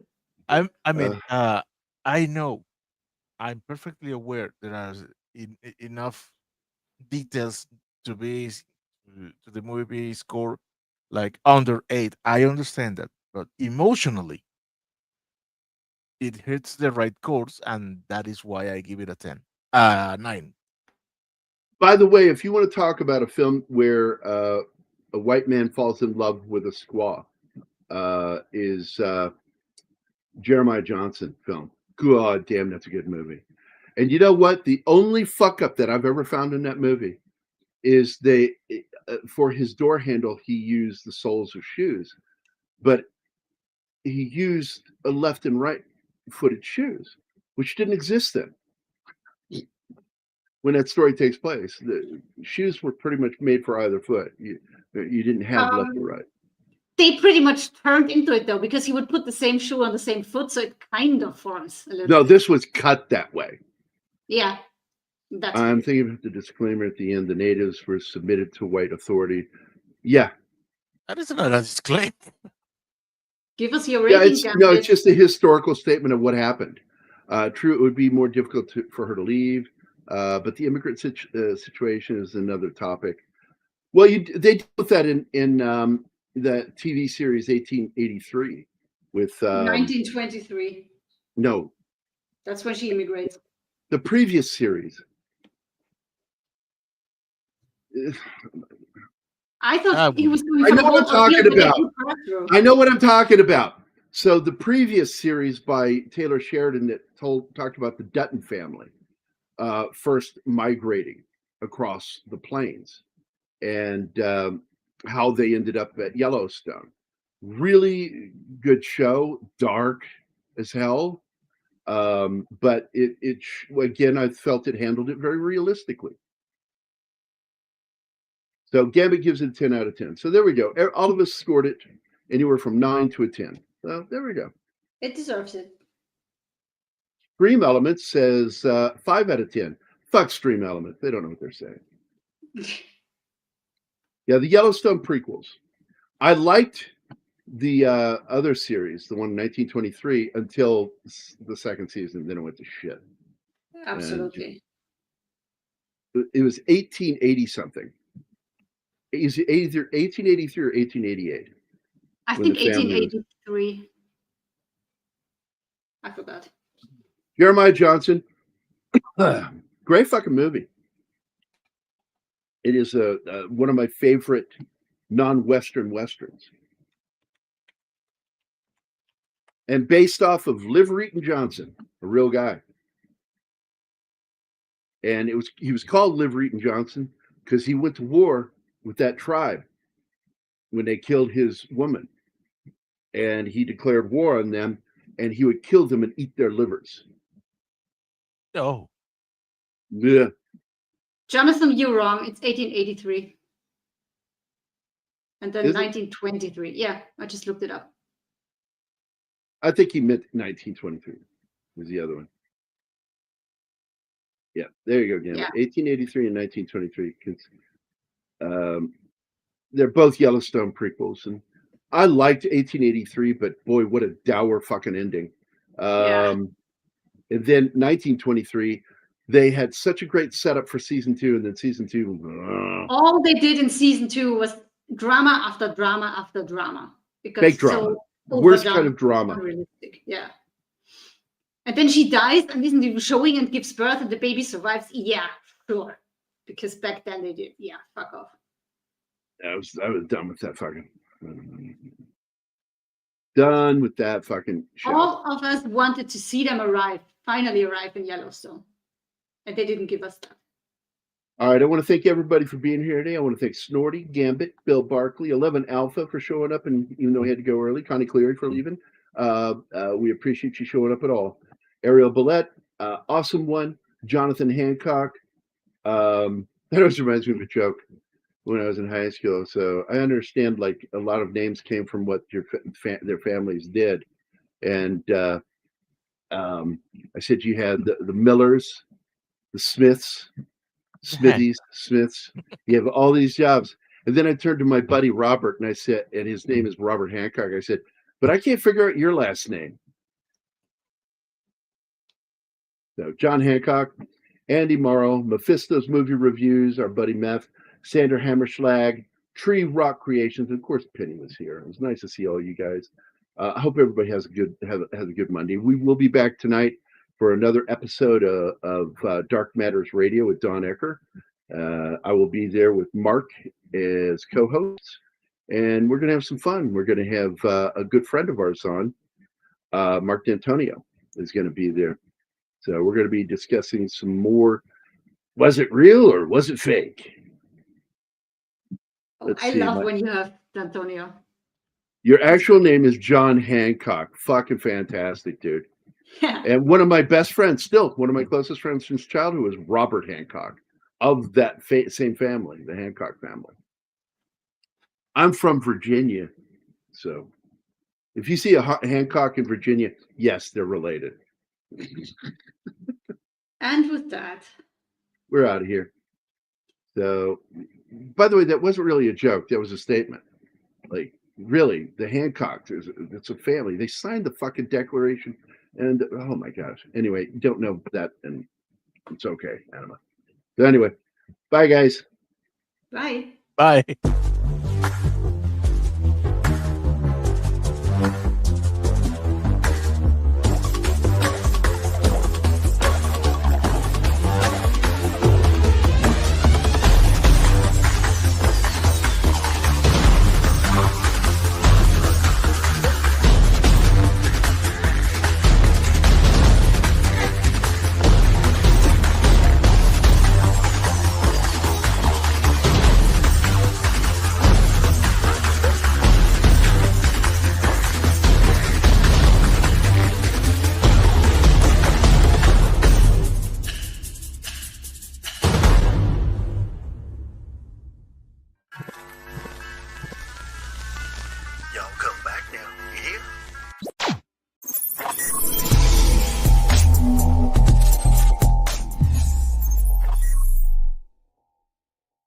Matt Damon.